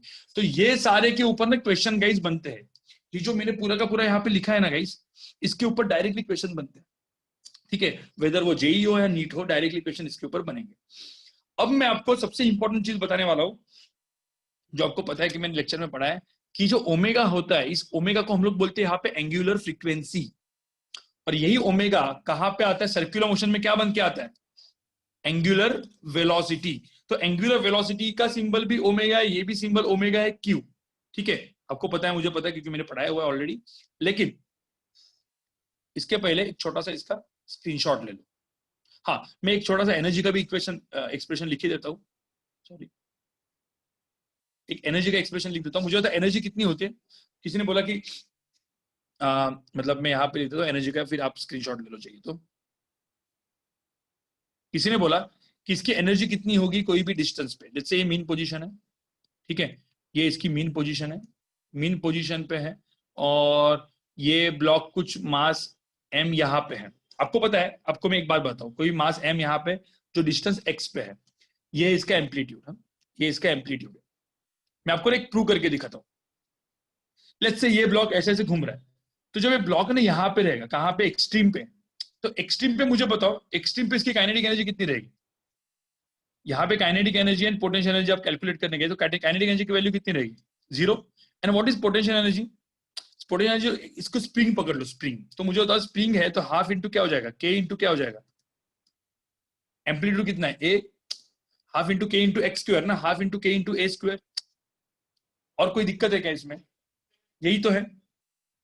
ठीक है, और तुम लोग को पता है, तुम लोग को पता है यहाँ पे F is equal to m में जब लगाता हूं, तो F is equal to m में लगाता हूं तो A इज इक्वल टू क्या हो जाएगा, K by m into x हो जाएगा। तो K बाय एम की वैल्यू अपन क्या लिखते हैं हमेशा, K बाय एम की वैल्यू क्या लिखते हैं अपन, ओमेगा स्क्वायर ना, A in terms of x. तो यहाँ पे K को हम लोग क्या लिखा जा सकता है, K को हम लोग क्या लिख सकते हैं, M इंटू ओमेगा स्क्वायर ए स्क्वायर।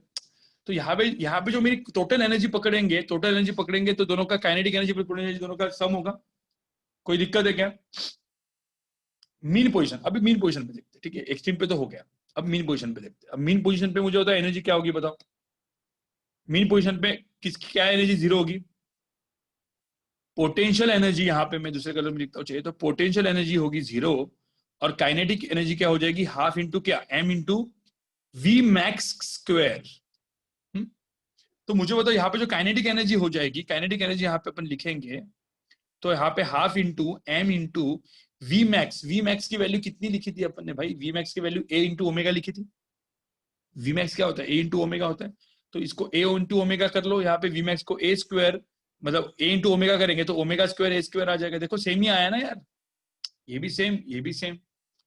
अब इवन कोई भी पॉइंट पे अपन लिखेंगे, कोई भी पॉइंट पे अपन लिखेंगे, इधर भी तो सेम ही आएगी। यहाँ पे भी टोटल काइनेटिक एनर्जी क्या होगी, यहाँ पे काइनेटिक, यहाँ पे ये आ जाएगा हाफ के एक्स स्क्वायर, यहाँ पे ये आ जाएगा हाफ एम वी स्क्वायर।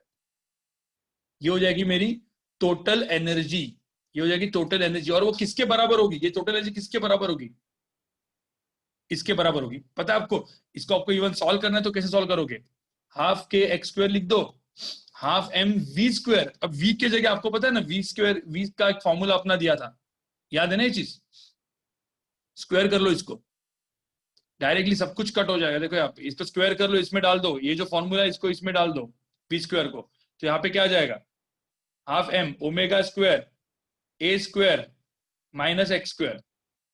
ठीक है, वी स्क्वायर को डाल दो।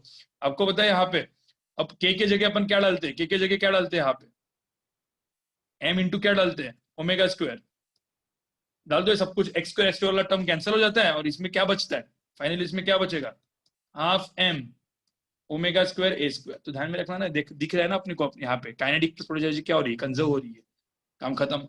ठीक है, तो ये पूरा का पूरा यहाँ पे लिख दो, ये पूरा का पूरा स्क्रीनशॉट ले लो चाहिए तो। ठीक है, एकदम लास्ट का पार्ट बचा है गाइस, 15 से 20 मिनट का पार्ट बचा है लास्ट का। काइनेमेटिक्स का ही पार्ट है फेजर मेथड। ठीक है, जो मैं फेजर मेथड बताया था एसी सर्किट्स में, ठीक है, सब जगह पे काम में आता है। और यही है, मतलब ये ट्रिग्नोमेट्री का ही पार्ट है, कैसे ट्रिग्नोमेट्री इक्वेशंस को सॉल्व किया जाता है। मेथड सेम है, बस आपको दिमाग ज्यादा नहीं लगाना। ठीक है, हो गया, स्क्रीनशॉट ले लिया आपका।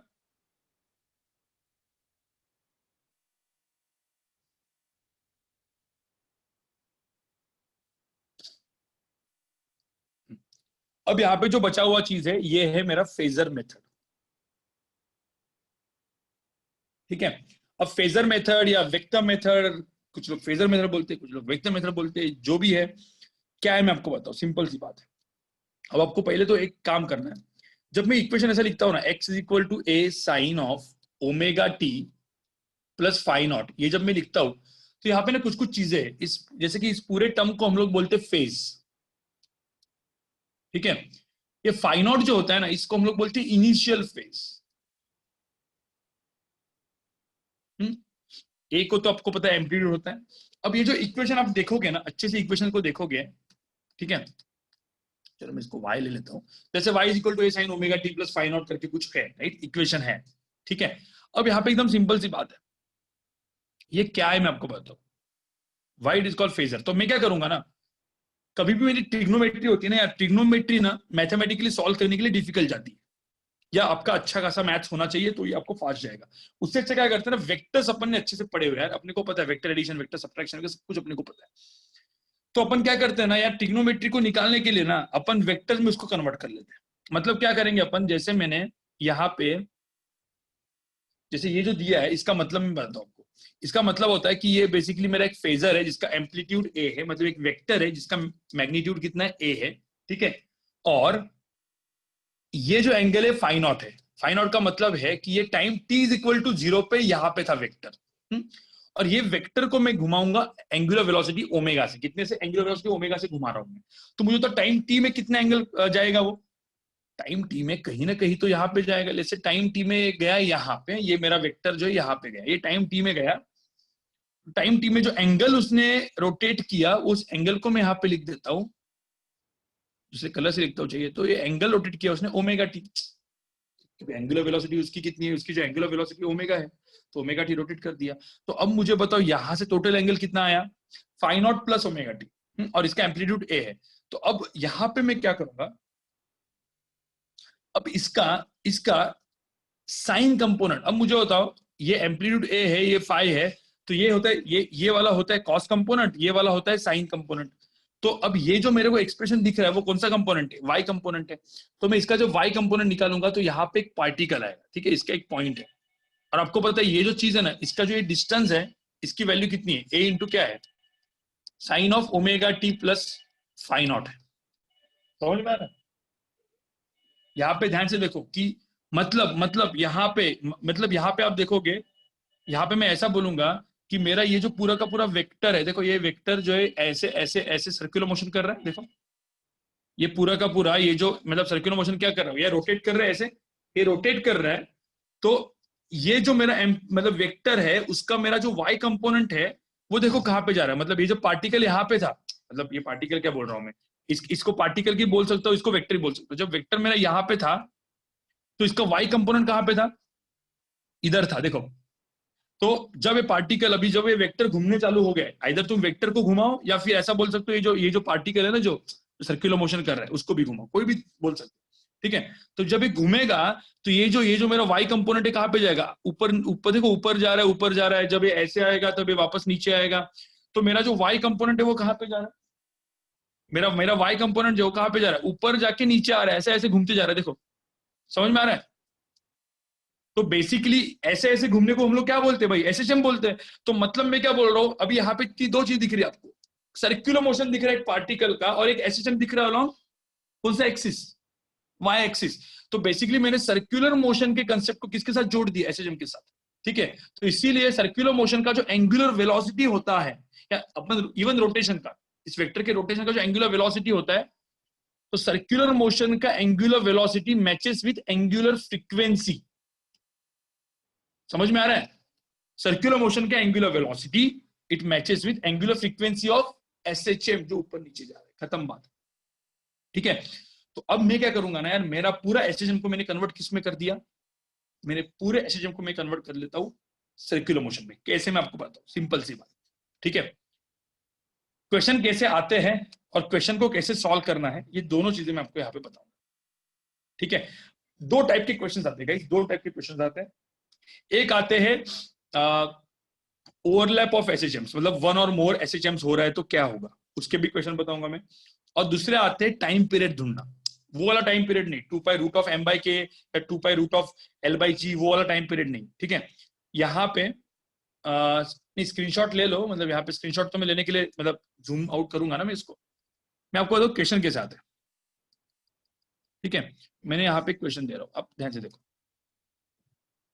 यहाँ पे देखो ये मास m है, अब ये मास m है, सपोज यहाँ पे ऐसे ये मेरा हो गया मीन पोजीशन और ये हो गया मेरा एक्सट्रीम पोजीशन, तो ये हो गया मीन और ये हो गया एक्सट्रीम, नहीं। तो अब एक सिंपल सी बात मुझे बताओ, ठीक है, ये मेरा मास, अब मैंने क्या किया, अब ध्यान से देखो मेरा क्वेश्चन, ध्यान से सुनो। पकड़ लो मास ने m घूम रहा है, ये घूम रहा है ऐसे ऐसे, ठीक है।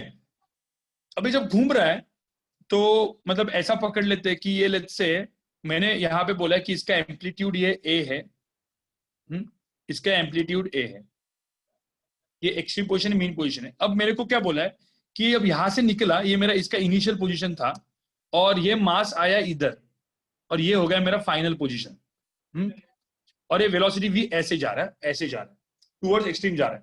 तो अब मुझे एक बात बताओ, ये डिस्टेंस दिया है, ये दिया है मैंने a/2, तो बोला है कि भाई कितना टाइम लगेगा यहां से यहाँ पे पहुंचने के लिए, क्योंकि थ्रू आउट मोशन ऐसे ऐसे मोशन कर रहा है।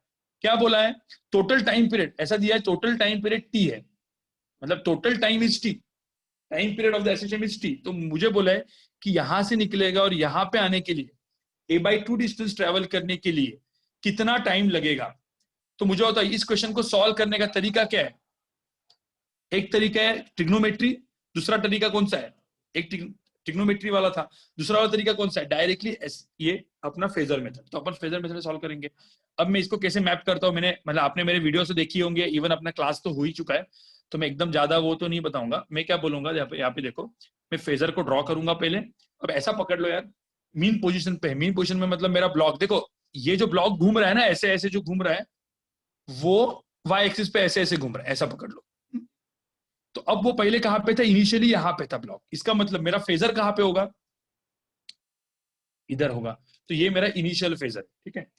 अब ये ब्लॉक गया a/2 ऊपर, तो कितना डिस्टेंस गया है, जैसे मैं लिख देता हूं, मेरा ब्लॉक गया a/2, मेरा फाइनल पोजीशन ब्लॉक का इधर है, a/2 ऊपर, ठीक है। मेरा जो a/2 ऊपर गया, तो अब मुझे तो मेरा फेजर कहां कहां पे हो सकता है, मेरे फेजर की पोजीशन बताओ कहां कहां पे होगा। मेरा फेजर इधर भी हो सकता है और मेरा फेजर इधर भी हो सकता है,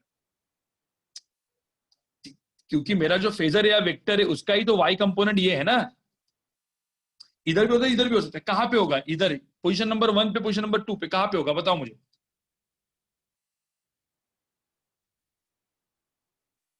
1 पे। क्यों? क्योंकि यहाँ पे आप देखोगे ना, इसकी वेलोसिटी कहाँ पे है? टूवर्ड्स एक्सट्रीम है। इसका मतलब ये मीन से दूर जा रहा है। देखो ये वाला फेजर जो है, ये वाला जब ऐसा मूव करेगा तो ये ऊपर और जाएगा, ऊपर और जाएगा तो क्या होगा? ये जो पार्टिकल है ये इधर जाएगा, मतलब टूवर्ड्स कहाँ पे जा रहा है? एक्सट्रीम पे जा रहा है, टूवर्ड्स एक्सट्रीम पे जा रहा है। जब ये यहाँ पे रहेगा, यहाँ पे जब ऐसे घूम तो ऐसे ही रहा है, घूम तो ऐसे ही रहा है, ठीक है। जब वो यहाँ पे आएगा तो जब नीचे जाएगा तो ये जो पोजीशन है कहाँ पे जाएगी? नीचे जाएगी। तो ये वेलोसिटी मैटर करती है। देखो यहाँ पे डायरेक्शन मैटर करता है, जो मैंने यहाँ पे लिखा है ना, वेलोसिटी का डायरेक्शन टुवर्ड्स एक्सट्रीम है, इसके वजह से यहाँ पे कहाँ पे रहेगा? इधर रहेगा। तो अब मुझे होता है ये a/2 डिस्टेंस दिया हुआ है, ये मेरा a है, तो कितना एंगल घूमेगा ये? कितना एंगल घूमेगा? 30 डिग्री। 30 डिग्री मतलब कितना? π/6 रेडियंस में, ठीक है। तो अब सिंपल सी बात है, मैंने आपको एक चीज याद रखने को बोली थी, टोटल घूमने के लिए। अब मैं उस क्वेश्चन को सॉल्व, देखो एंगुलर फ्रीक्वेंसी का क्वेश्चन मैं सॉल्व कर रहा हूँ एंगुलर वेलोसिटी से। आपको पता है पूरा का पूरा फेजर घूमने को टाइम कितना लगता है? टी। तो 2π एंगल कवर करने को टाइम टी लगता है, तो बोला है π/6 एंगल कवर करने को कितना टाइम लगेगा? तो कितना टाइम लगेगा? खत्म, यूनिटरी मेथड बराबर। तो टी1 की वैल्यू मेरी कितनी हो जाएगी यहाँ पे? t/12। काम खत्म हो गया तुम्हारा। कोई दिक्कत है क्या इसमें? भाई इस क्वेश्चन को सॉल्व करने की कोई दिक्कत है क्या? ये तो अपन ने कर चुके हैं यार, मतलब ये क्वेश्चन बहुत सारे कर चुके हैं अपन, ठीक है। मैं एग्जांपल 2 भी देता हूँ, फिर इसके बाद स्क्रीनशॉट ले लो, ठीक है। अब यहाँ पे देखो, सेम मीन पोजीशन, ये हो गई मेरी मीन पोजीशन, ठीक है। अब ऐसा पकड़ लो लेफ्ट एंड राइट, तो मैं पकड़ता हूँ, ये मेरा है मास, ये मेरा इनिशियल पोजीशन में है, घूम रहा है वो, ये एक्सट्रीम है, ये दोनों एक्सट्रीम है, ये अपना घूम रहा था। अब ये जो डिस्टेंस था वो दिया था a/√2, इधर, मतलब मैं -a/√2 लिखता हूँ, मतलब इधर था वो, मतलब यहाँ से लेफ्ट साइड, मतलब मैं a/√2 था, वो घूम के आ गया यहाँ पे a/2 पे, फाइनल यहाँ पे आ गया, जो कि आ गया a/2 पे। तो अब मुझे एक बात बताओ, मैं वेलोसिटी लिखता हूँ यहाँ पे, इसकी वेलोसिटी इस डायरेक्शन में थी, इसकी वेलोसिटी भी इस डायरेक्शन में ही थी। तो अब मुझे बताओ, इसको मैं वेक्टर में निकालने गया, मैं ड्रॉ करने गया, तो कैसे कैसे ड्रॉ करेंगे अपन? तो एकदम लास्ट का पार्ट है, अभी लास्ट के 5 मिनट में खत्म हो जाएगा गाइस, यहाँ पे देख लो, ठीक है। अब मेरा एक्स एक्सिस है, मेरा वाई एक्सिस है, बराबर, मैंने पहले अपना वो ड्रॉ कर दिया। अब मुझे एक बात बताओ, इनिशियली a/√2 पे था, नीचे था, तो मुझे बता फेजर कहाँ पे, कौन से क्वाड्रेंट में रहेगा इसमें? फेजर कौन से क्वाड्रेंट में? राइट, फोर्थ क्वाड्रेंट में, क्योंकि देखो यहाँ पे वेलोसिटी टुवर्ड्स कहाँ पे? मीन है। तो यहाँ पे मेरा जो पहला फेजर था वो इस डायरेक्शन में ऐसे रहेगा। क्यों? देखो मैं पहले मेरी ब्लॉक की यहाँ पे पोजीशन, ये इनिशियल पोजीशन है, ये मेरी फाइनल पोजीशन है, यहाँ पे a/√2 पे था और यहाँ पे a/2 पे है। काम खत्म, मेरा इनिशियल फाइनल कर लिया मैंने। अब मेरे फेजर कहाँ पे? मैं फेजर जो ड्रॉ कर रहा हूँ वो डायरेक्ट फेजर है क्वेश्चन, मतलब ये जो क्वेश्चन पर्टिकुलर उसके लिए। तो मेरा फेजर इनिशियली यहाँ पे था, अब ये जब यहाँ पे जाएगा a/2, टूवर्ड्स कहाँ पे जा रहा है? एक्सट्रीम पे जा रहा है, तो मेरा फेजर यहाँ पे रहेगा, ये फाइनल। बिल्कुल, तो आपने सही बोला है सब लोगों ने। तो ये एंगल 45 डिग्री है, ये एंगल 30 डिग्री है, ठीक है। तो यहाँ पे टोटल मुझे बताओ एंगल कितना हुआ? 45 + 30 कितना हुआ? 75 डिग्री। खत्म बात, मेरा आंसर आ गया भाई। 75 डिग्री के लिए टाइम टी मुझे निकालना है t1, 360 के लिए मेरा टाइम है t0, तो 75 के लिए कितना? काम खत्म हो गया तुम्हारा, बस, ठीक है। आइडर उसको पाई में कन्वर्ट करो या नहीं करो, जो भी है आपका दिमाग, मतलब वो आपका काम है, ठीक है। तो ऑलमोस्ट मेरा क्वेश्चन, ऑलमोस्ट मेरा एसएचएम खत्म हो चुका है, ठीक है। अब एकदम लास्ट का पार्ट गाइस, एकदम लास्ट का पार्ट, इसको चाहिए तो आप इसका स्क्रीनशॉट लेके रखो और फटाफट ये सारे वीडियोस को ना देख लो, ठीक है। आज के आज ही एसएचएम में ना मेरा इवन यूट्यूब वाला वीडियोस भी खत्म कर लो, आज इसका मैं रिकॉर्डिंग डाल दूंगा, इसको भी खत्म कर लो, ठीक है। हो गया? स्क्रीनशॉट लो इसका।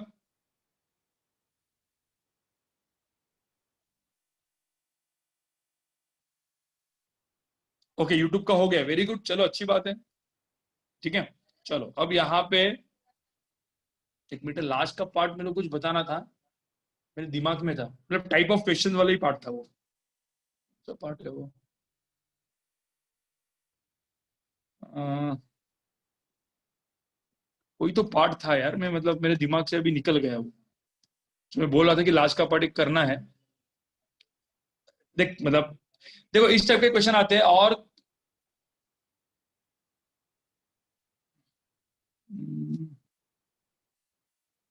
Super pose, right, super impose, right, good good good, ठीक है। अब कैसे होता है गाइस, कैसा होता है, x इज इक्वल टू, मैंने बोला कि लेट्स से मेरा ये दो मतलब ऐसा हो सकता है, देखो एसएचएम में क्या होता है ना, कभी कभी ना सुपर पोजिशन ऑफ एसएचएम आते हैं, मतलब 2 से 3 एसएचएम सपोज मिलके सपोज कोई एसएचएम बना रहा है, ठीक है। तो क्या होगा, जैसे मैंने मतलब एक क्वेश्चन दे दिया, मैंने बोला कि भाई ए साइन है एक ओमेगा टी, ठीक है, एक दूसरा एसएचएम आ गया जो आ गया 2a sine of omega t plus let's से π/2, ठीक है।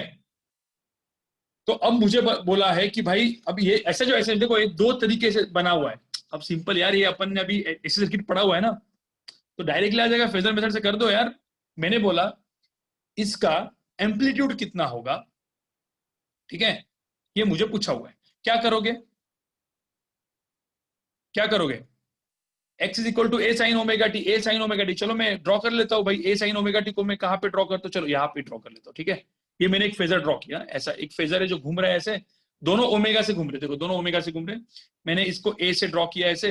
अब मुझे दूसरा फेजर कहाँ पे, दूसरा फेजर कहाँ पे होगा भाई, दूसरा फेजर जो होगा वो कितना आगे होगा, ये एम्पलीट्यूड 2 है और एंगल कितना है 90 डिग्री है ना, काम खत्म।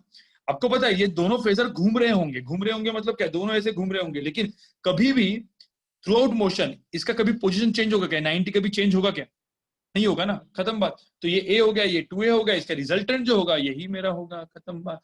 तो मेरा ये जो रिजल्टेंट होगा उसकी वैल्यू कितनी हो जाएगी, a² + 2a², तो √5 × a, ठीक है। और मुझे बता ये एंगल मैंने लिखा अल्फा, ठीक है, यहाँ पे tan अल्फा की वैल्यू कितनी है, tan अल्फा की वैल्यू कितनी है 2a/a, मतलब 2 हो जाएगी।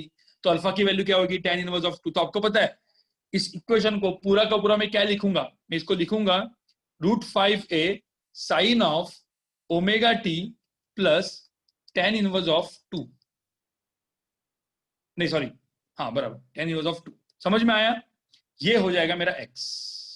ये मैंने क्या लिखा है समझ में आया, कुछ नहीं यार, मैंने मतलब ये सारी चीजें मैंने इस सर्किट में भी कराई थी और इवन मेरे वीडियोस में भी मैंने दी हुई है, ठीक है। अब तुम लोग को एक चीज से बताता हूं मैं, एक चीज अपना फाइनली रह जाता है, ठीक है, जो होता है ना सुपरपोज ऑफ, मतलब ये सुपरपोजिशन ऑफ एसएचएमसी है, लेकिन यहाँ पे ना और एक चीज होती है, कभी कभी क्या होता है पता है गाइस, ऐसा पकड़ लो, एक ये जो मास m है ना, ये अलोंग एक्स एक्सिस में ऐसे ऐसे ऐसे ऐसे घूम रहा होता है, ठीक है। कभी कभी क्या हो जाएगा, इसी ये कोई ना कोई एक फोर्स की वजह से होगा, लेट्स से फोर्स लिया मैंने F1, अब यही मास ना अलोंग y एक्सिस भी कहीं ना कोई फोर्स की वजह से, रिस्टोरिंग फोर्स की वजह से सपोज घूम रहा है, अब वैसा वाला फोर्स इसके ऊपर आ गया, ठीक है, मैंने बोला F1 उसको घुमाएगा अलोंग x एक्सिस, ठीक है। अब मैंने एक फोर्स दिया F2 जो उसको घुमाएगा अलोंग y एक्सिस, ऐसे हम करवाएगा, और ये दोनों फोर्सेस एक साथ सपोज उसके ऊपर लगते हैं, तो ना ये x एक्सिस के ऊपर घूमेगा ना ये y एक्सिस के ऊपर घूमेगा, तो कहीं ना कहीं तो ये घूमेगा, राइट। तो ऐसे क्वेश्चंस को कैसे सॉल्व किया जाता है, ठीक है, उसको हम लोग बोलते हैं सुपरपोजिशन ऑफ एसएचएम्स, मतलब 2-3 एसएचएम मिलके सपोज हुआ तो क्या होगा, ठीक है गाइस। अब इसमें क्या होता है पता है, इसमें मैं एक्स एंड वाई एक्सिस की बात करता हूं, तो एक्स एक्सिस के अलोंग होगा तो मैं इक्वेशन लिखता हूं a sin ओमेगा टी, अब सपोज वाई एक्सिस के अलोंग होगा तो मैं यहाँ पे लिखता हूँ, अब यहाँ पे मैंने एक्स की जगह यहाँ पे a1 sin ओमेगा टी लिखता हूँ। अब ये सपोज अलोंग वाई एक्सिस वाला फोर्स उसको घुमाएगा let's say a2 sin omega t plus 5 से, आपको पता है ये दोनों एसएचएम सब साथ में होते हैं, तो depending upon value of a1 a2 and 5, depending upon value of a1 a2 and 5 अपने को ना अलग अलग टाइप के फिगर्स मिलते हैं। फिगर्स मतलब क्या, आपको पता है, मैं यहाँ पे केस 1 लेता हूं, मैंने बोला था यहाँ पे, और उसको मैंने एक नाम दिया था, उसका स्पेलिंग अभी मेरे को देखना पड़ेगा, लेसेजस फिगर्स, अपने इसमें नहीं है, इसको हम लोग बोलते हैं लेसेजस फिगर्स, ठीक है, इसको हम लोग बोलते हैं लेसेजस फिगर्स। अब ये होता क्या है वो छोड़ो, मैं स्पेलिंग नहीं लिखता हूँ, 5 = 0 कर दिया मैंने, पहली केस 1 5 = 0 कर दिया, ठीक है। मतलब मैंने क्या बोला, एक फोर्स है F1 जो उसको क्या दे रहा है अलोंग एक्स एक्सिस दे रहा है एसएचएम, एक फोर्स है F2 मतलब रिजल्ट मतलब सम रिस्टोरिंग फोर्स जो मुझे अलोंग वाई एक्सिस उसको दे रहा है एसएचएम। अब दोनों फोर्स साथ में होंगे तो क्या होगा, तो कुछ इस तरीके से, ये सपोज F1 के वजह से था, ये फोर्स F2 के वजह से था, अब F1 F2 दोनों साथ में है तो किस तरीके से दिखेगा, तो उसकी केस ले रहा हूं मैं। F5 = 0 कर दो, तो यहाँ पे sin ओमेगा टी आएगा, तो यहाँ पे क्या आएगा इक्वेशन ऑफ लोकस क्या आएगा, x/a1 और y/a2। तो कौन सा इक्वेशन बना यार, x in terms of y बना, तो स्ट्रेट लाइन बना, तो कैसे घूमेगा वो? स्ट्रेट लाइन में घूमेगा, काम खत्म। केस टू देखो, केस टू देखो यहाँ पे, सपोज फाई की वैल्यू पाई बाई 2 हुई, मतलब फाई की वैल्यू यहाँ पे 90 डिग्री हुई, ठीक है, तो यहाँ पे एक्स क्या आएगा? A1 sign omega T. यहाँ पे एक वाई क्या आएगा? A2 sine omega t plus pi by 2। Omega t plus pi by 2 क्या होता है? Cos omega t. अब यहाँ पे देखो साइन ओमेगा टी की वैल्यू क्या होगी? X by A1 cos omega t की वैल्यू क्या होगी? Y by A2 sine square theta plus y cos square equal to 1। तो क्या आएगा यहाँ पे? एक्स बाई A1 का स्क्वायर, तो x square by A1 square plus five square by A2 square, क्या आ जाएगा यहाँ पे? एलिप्स आ जाएगा। तो इस केस में क्या बनेगा? एलिप्स बनेगा। ठीक है, ये एलिप्स बन गया। अब five is equal to pi by 4 है, तो आप निकालो भाई, उसको थोड़ा सा सॉल्व करना पड़ेगा आपको। तो वो जो फिगर बनेगी वो लेसेजस फिगर्स बोलते हैं उसको, ठीक है। और कभी कभी अलोंग एक्स एंड वाई भी नहीं रहेगा, कभी कभी ये क्या रहेगा, कोई अलोंग एक्स पे जा रहा है, कोई कुछ 45 डिग्री पे जा रहा है। तो आपको ना, ये मैथमेटिकल हो गए, एडवांस वाले क्वेश्चन हो गए, लेकिन आजकल वो मतलब ज्यादा पूछते नहीं है, ठीक है, मैंने कभी देखा नहीं है ज्यादा, ठीक है। अब यहाँ पे A1 इक्वल टू A2 होता है तो सर्कल बनेगा, एलिप्स क्या बन जाता है? सर्कल बन जाता है। If A1 is equal to A2 तो ये सर्कल बन जाता है। तो गाइस ये मैंने लास्ट का पार्ट जो था ये बताया, ठीक है। ये पता होना इंपॉर्टेंट होता है, लेकिन ये ज्यादा पता होना इंपॉर्टेंट होता है जो मैंने ऊपर वाला किया है ना, और जो इवन जिसका एप्लीकेशन अपन ने एसी सर्किट में बहुत अच्छे से किया था, राइट। तो इससे होता है अपना एसएचएम खत्म गाइस। तो अपना जिनको भी अपना अभी गणपति का वगैरह सब कुछ है, ठीक है, वो आप कर लो। एक लास्ट का चीज, यस बिल्कुल, टॉर्शनल पेंडुलम। अब टॉर्शनल पेंडुलम में भी क्या होता है पता है? यहाँ पे टॉर्शनल पेंडुलम क्या होता है? एक ऐसी चीज होती है, उसकी लटकी हुई रहती है, ठीक है। टॉर्शनल मतलब क्या होता है? टॉर्शनल कांस्टेंट थोड़ा सा अलग होता है, जिसमें आपको पता है अपन ने ना इसको ऐसा घुमाया घुमाया तो पूरा का पूरा यहाँ पे ट्विस्ट आता है, ट्विस्ट, ठीक है। तो यहाँ पे क्या होता है पता है? टॉर्शनल, ठीक है, टॉर्शनल होता है जितना अपन घुमाएंगे उसके ऊपर। तो torsional is proportional to theta, तो ये होता है। और ये जो सी होता है उसको हम लोग बोलते हैं टॉर्शनल कांस्टेंट, ठीक है। तो इससे इस क्वेश्चन को ना, इससे इक्वेशन सॉल्व हो जाता है, ठीक है। तो भाई बस इसमें कुछ नहीं है, टॉर्क निकालना होता है, थीटा का प्रोपोर्शनल होता है, आपका काम खत्म हो जाता है, राइट। तो ये टॉर्शनल क्वेश्चन वाले क्वेश्चन होते हैं। तो मुझे लगता है ऑलमोस्ट अपन ने सब कुछ कर लिया। सिर्फ एनर्जी मेथड मैंने नहीं किया, एनर्जी मेथड आप मेरे वीडियो से देख लो यूट्यूब पे, जरूरत नहीं है उसकी वजह से, ठीक है। वो सिर्फ एडवांस के क्वेश्चन सॉल्व करने में काम में आएगा। एक आध एडवांस का क्वेश्चन में जब कराऊंगा रोटेशनल के साथ, ठीक है, तब आपको समझ में आ जाएगा, ठीक है गाइस। तो मिलते हैं, इतना ही आज काम खत्म। हाँ, सिर्फ ये दिखाना था मुझे, ये दिखा देता हूँ मैं। यहाँ पे देख लो गाइस, कुछ चीज दिखा रहा हूँ मैं। ये अपना बोर्ड लग गया है, ठीक है, उसके ऊपर अपना वेबसाइट भी है। और अभी पूरा का पूरा मतलब ये सब कुछ सेटअप रेडी हो जाएगा, अभी गाइज रेडी हो जाएगा, मतलब सारे लाइटिंग वगैरह अपने को करनी है, कैमरा वगैरह भी आज आएगा। तो मुझे लगता है 4 से 5 दिन में मुझे लगता है सेटअप पूरा का पूरा कंप्लीट हो जाना चाहिए, ठीक है गाइज। तो मिलते हैं अपन, बाय बाय, ठीक है। एक्स्ट्रा रूम है तो हमको भी बुलाओ भाई, कोरोना लेके जाओगे, अभी घूमो मत, घर पे ही रहो। Bye guys, bye bye.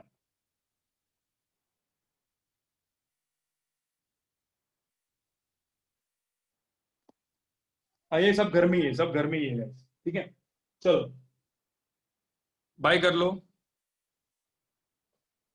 वो नहीं दिखाया उनको, कब दिखाया?